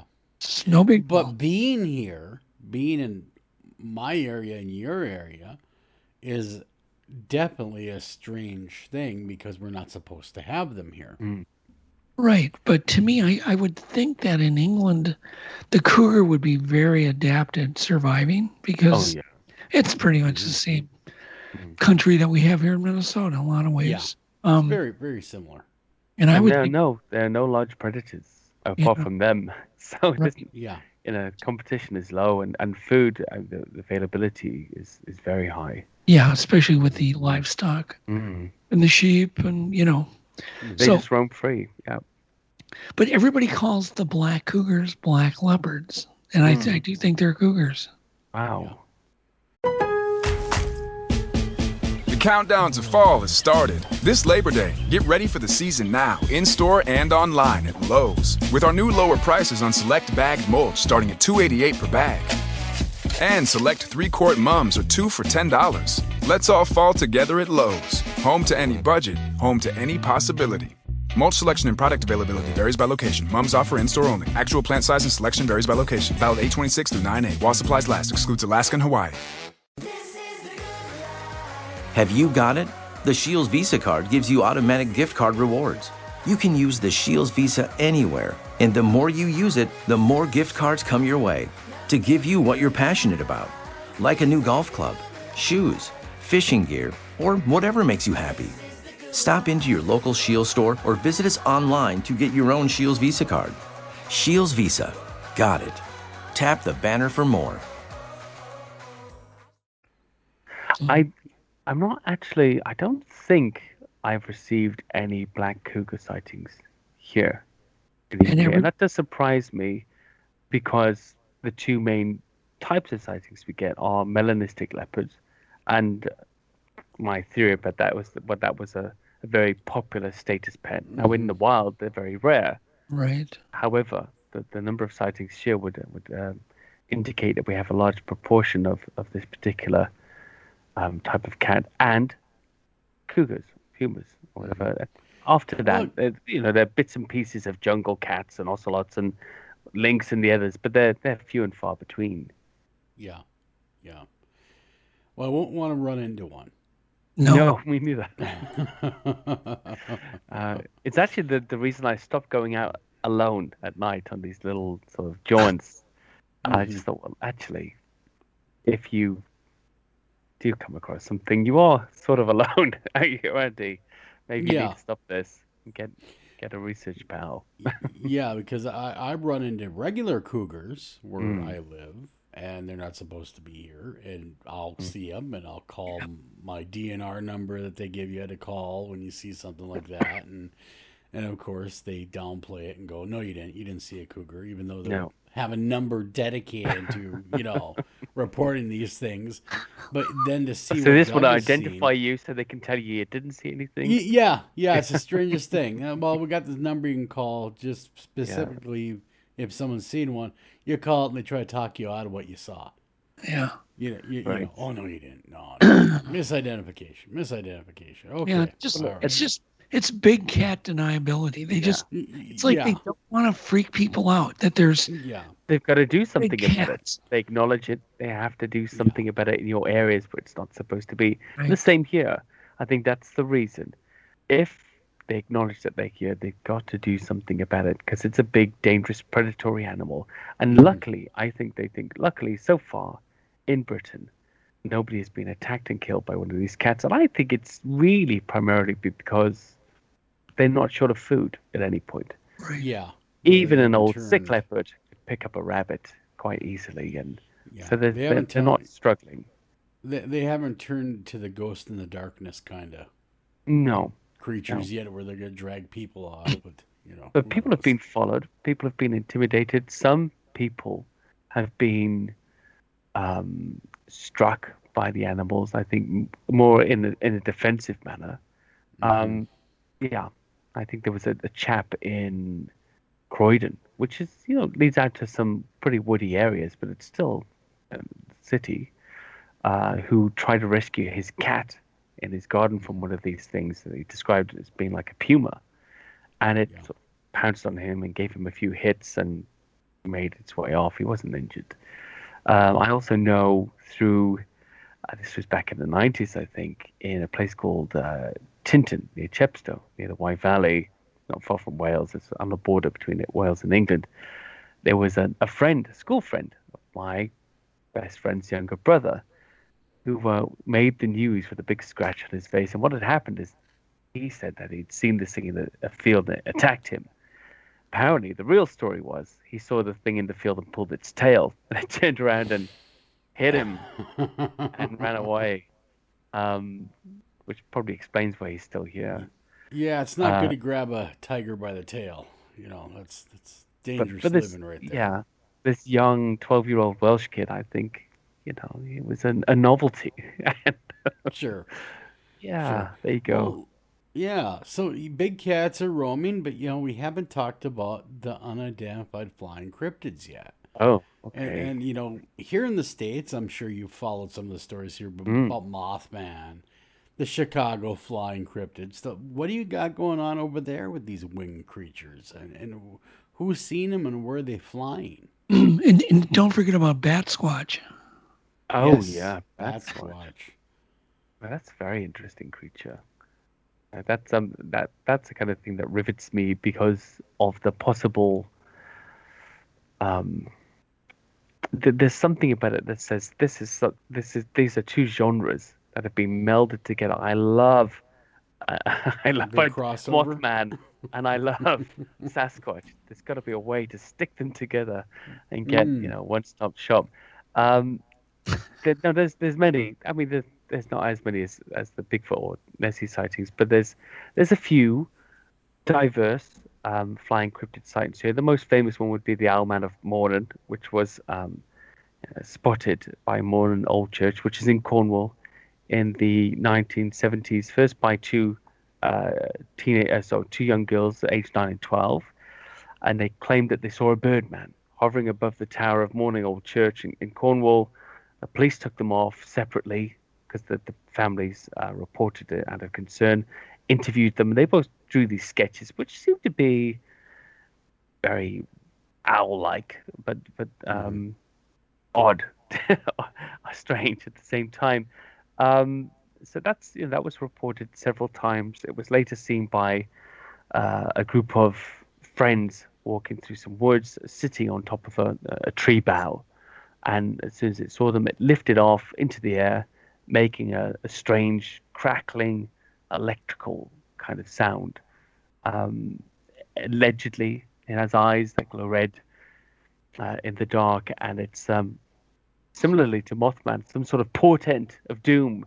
Mm-hmm. If people see it, at least that's a harbinger of horrible things, kind of like the Silver Bridge here, where everyone saw the Mothman flying around. Yes. The bridge collapses. Did in that sighting you just mentioned, was there a report of it flapping its wings or just taking off without flapping the wings?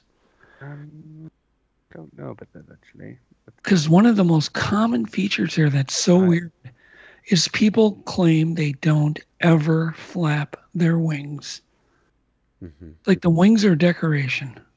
They just lift off. Yeah, they lift off. Yeah, that's very, very interesting. Doesn't mention it actually, and come to think of it, well, it does mention the wingspan was 10 feet across, so they must have seen the wings. Yeah, they open their wings up and they just. But they're just there for show, is what you're saying, Doug. They're not using them as local. Yeah, I get emails, quite a few of them, and people go, and they always kind of will comment on the fact they never saw the wings flap. Yeah, I think that is interesting. Yeah, that's very interesting. I mean, it's one of those mundane details. It's not really mundane, but if you're getting those same reports over there and they're not mentioning ever seeing it flapping its wings, it's interesting. I mean, there are some sightings that do involve some of these unidentified flying cryptids lifting off from the ground vertically.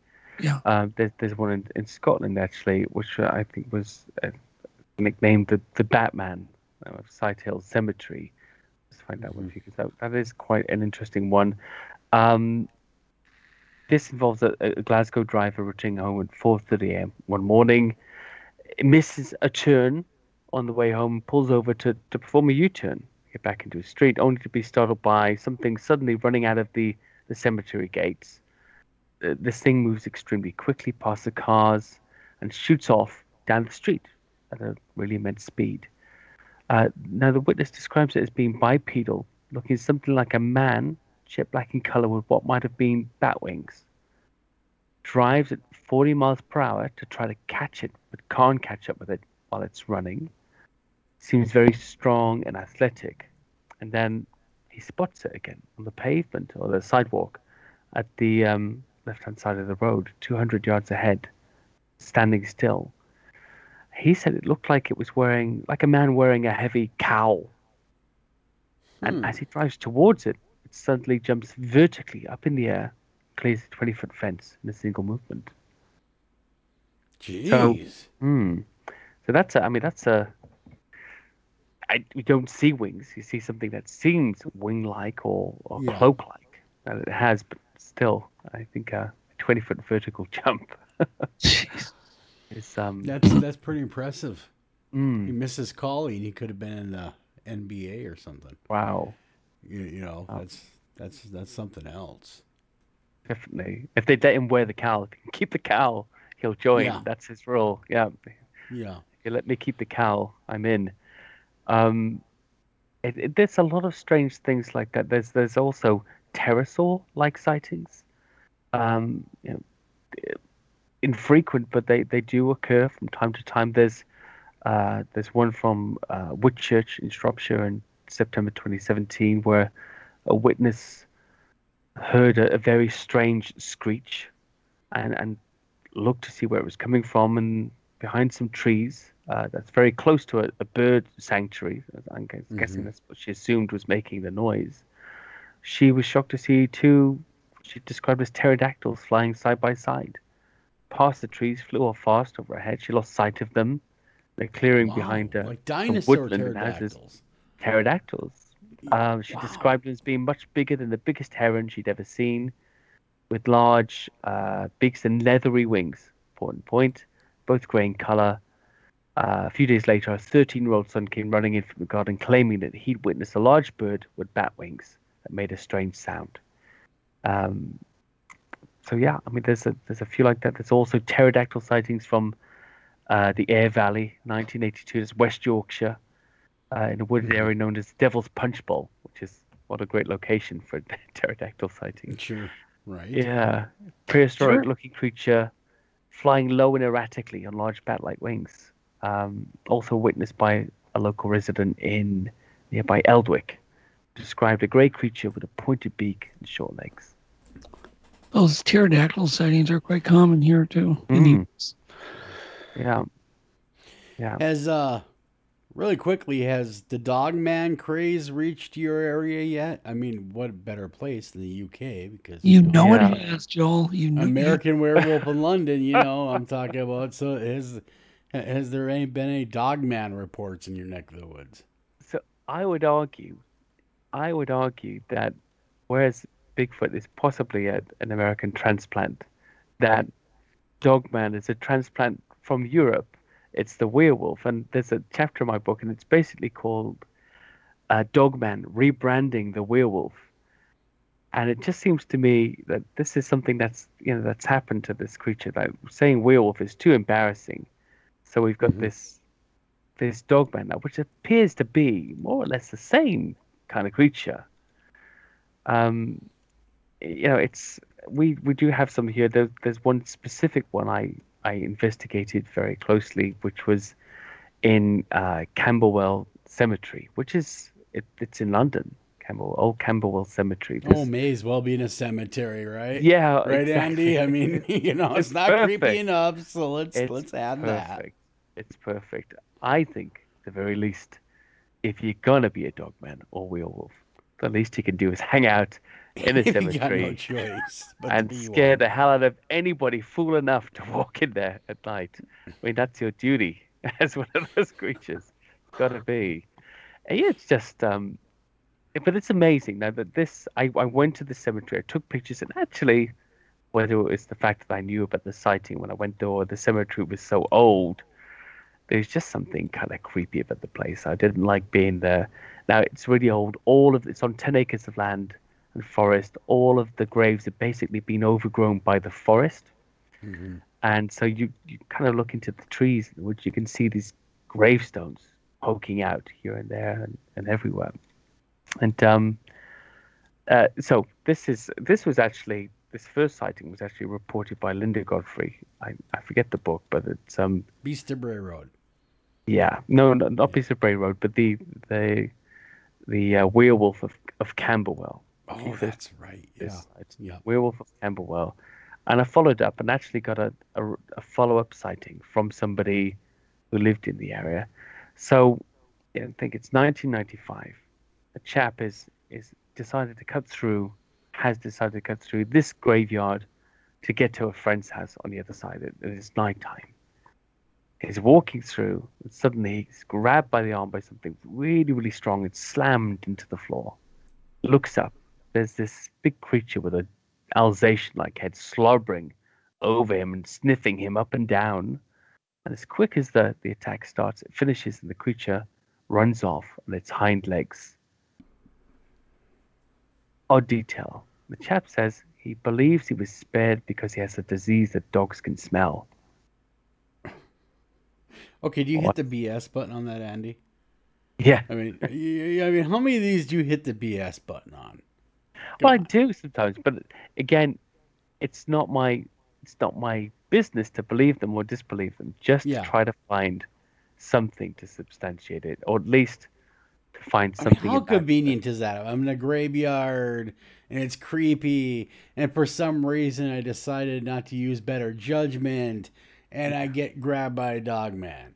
I mean, who does this happen to, and who's gonna go to the graveyard at night with the right mind?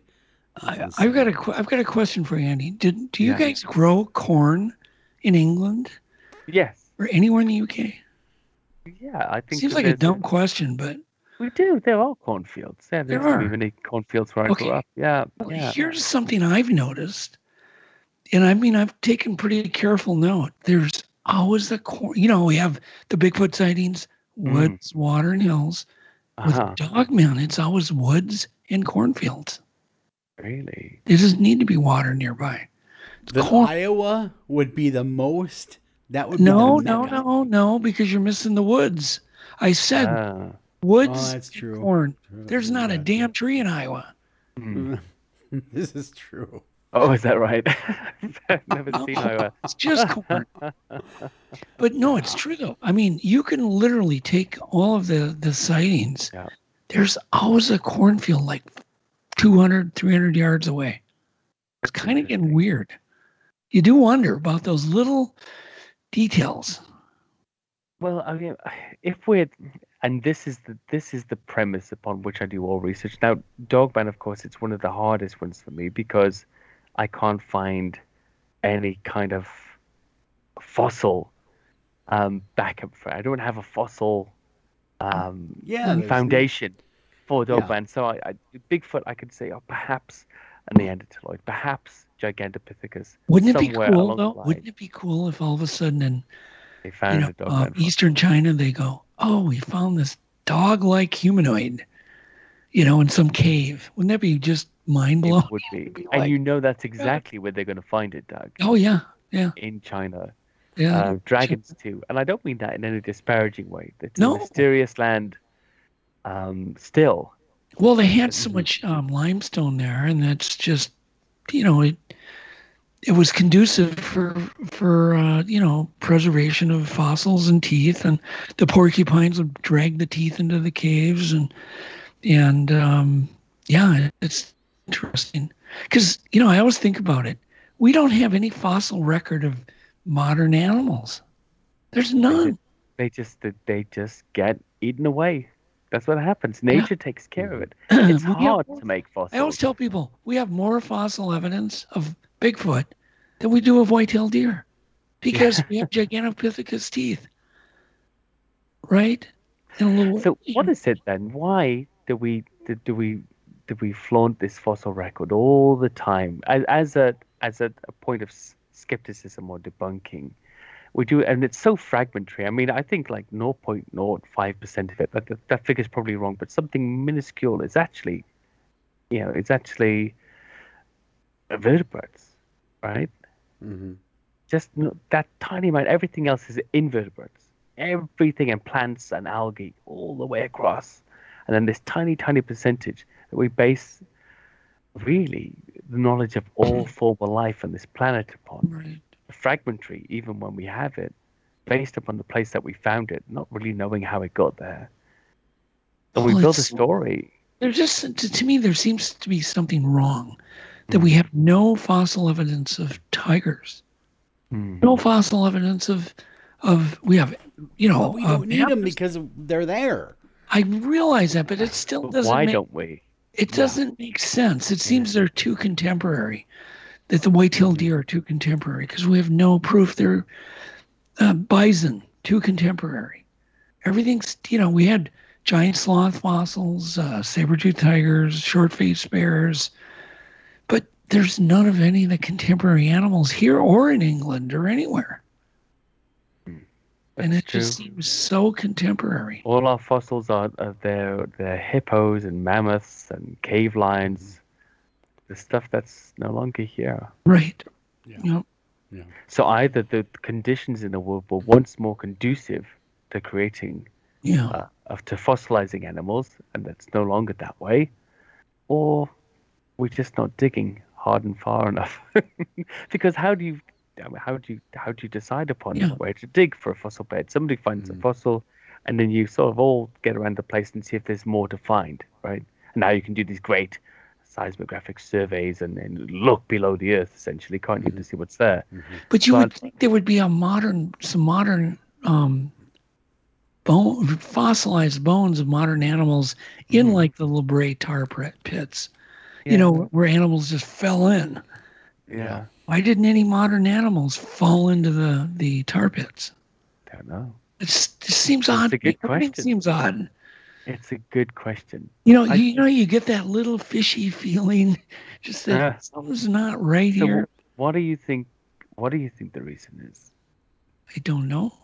I just think that maybe the contemporary life that's here now is a lot newer. That's the reason.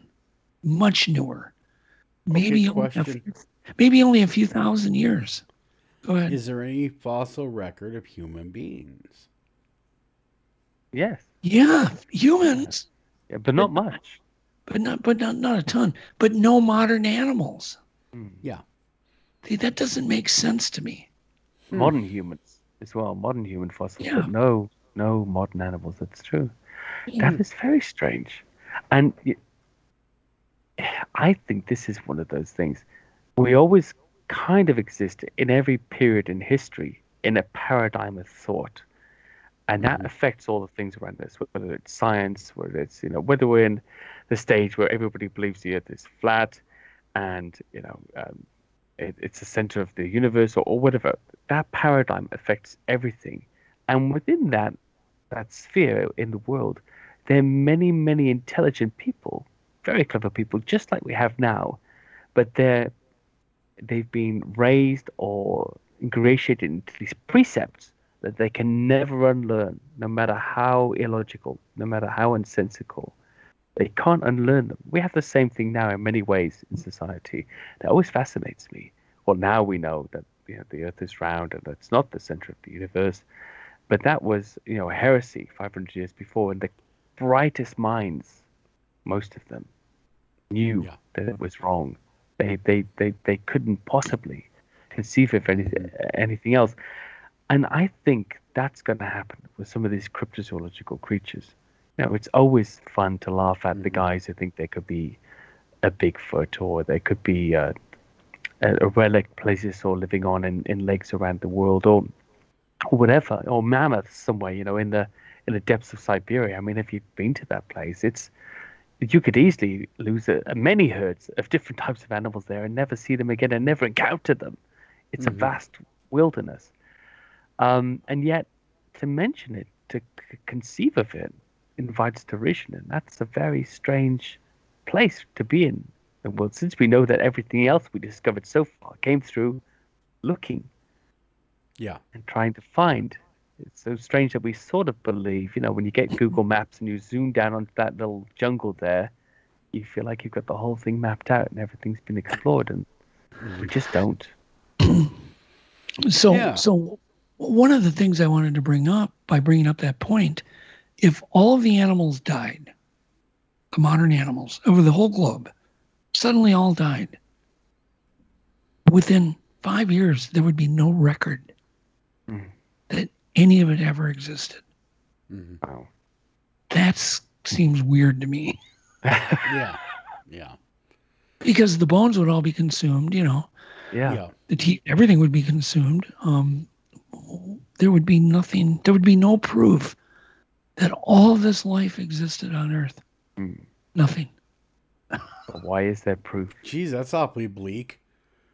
Well, I'm just bringing up a point that, I understand what you're bringing up, that nature would take over and we'd be wiped off. There would be no record of us here. So Andy, with the UFO disclosure that's going to happen, supposedly, how is that affecting you guys? Because you guys have always had more disclosure over there. Everything's been more open, I would imagine. Or no, I don't know. Give us your take. I don't know. I mean, I think they did release a few bits and pieces about UFOs. I haven't been watching it because essentially, to me, a few key friends of mine said this is all rubbish. When you've got Obama and the rest of these guys coming out and saying there's UFOs, it's a distraction. Now we're in a prime distraction politics at the moment. We need a distraction like never before. So, I just think, really, is there something, if I'm wrong about it, I'm going to find out anyway. But for the time being, I don't think much of it. Although they've started talking about Bigfoot now, and those old Attenborough articles about Bigfoot could be real are starting to pop back up all over the internet. And I'm thinking, are they ready to let us have a reveal on this thing? Or again, are we just desperately in need of a distraction?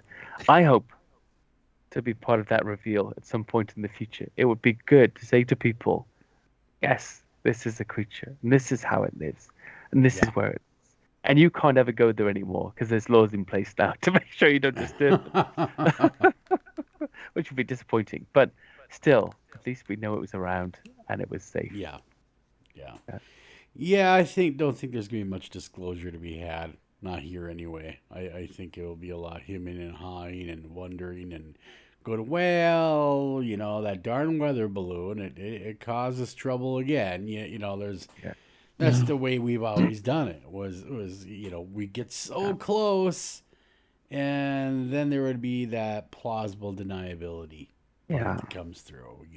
So I guess short of them landing and coming out, whether it's on the White House lawn or at Buckingham Palace, and leaving their spacecraft, say we are here, we're always gonna get the runaround. I mean, it's never a straight answer. But Joel, I just saw the headline that we're all supposed to get ready for the fake alien. Oh yeah, that's the fake alien. Doug.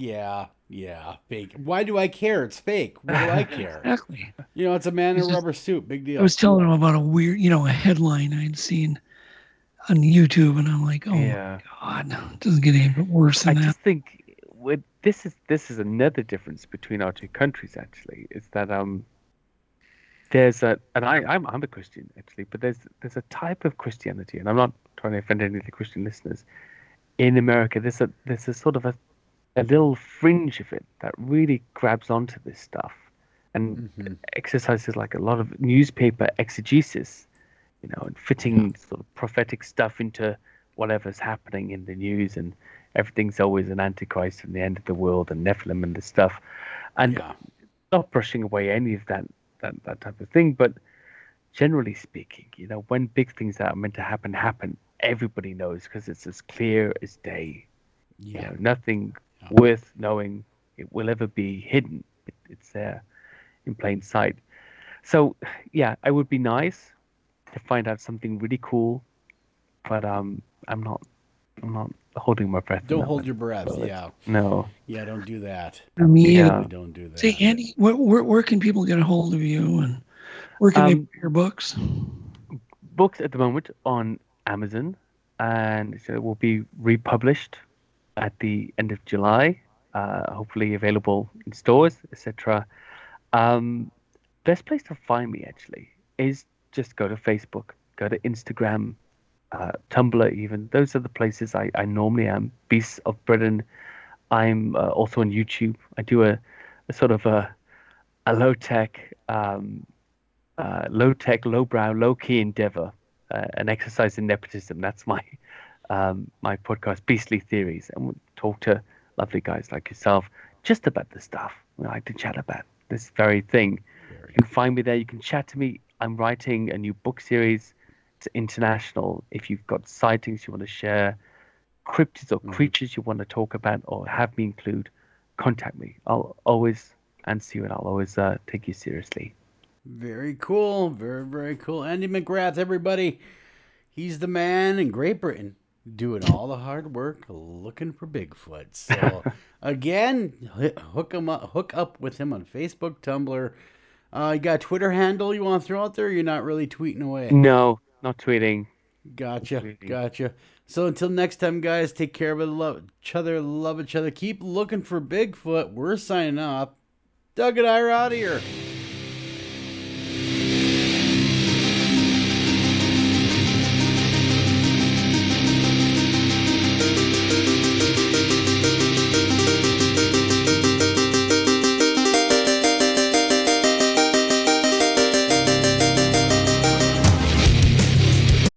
This Labor Day, HomeDepot.com is your one-stop shop for all things decor, with up to 30% off furniture, mattresses, home decor, and kitchenware. Online, it's a Labor Day savings event.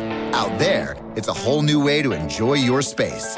Whether it's finishing touches or a total transformation, find everything you need to make your home feel more like home at HomeDepot.com/decor. Free delivery on select items $45 or more, U.S. only, valid through September 15, 2021.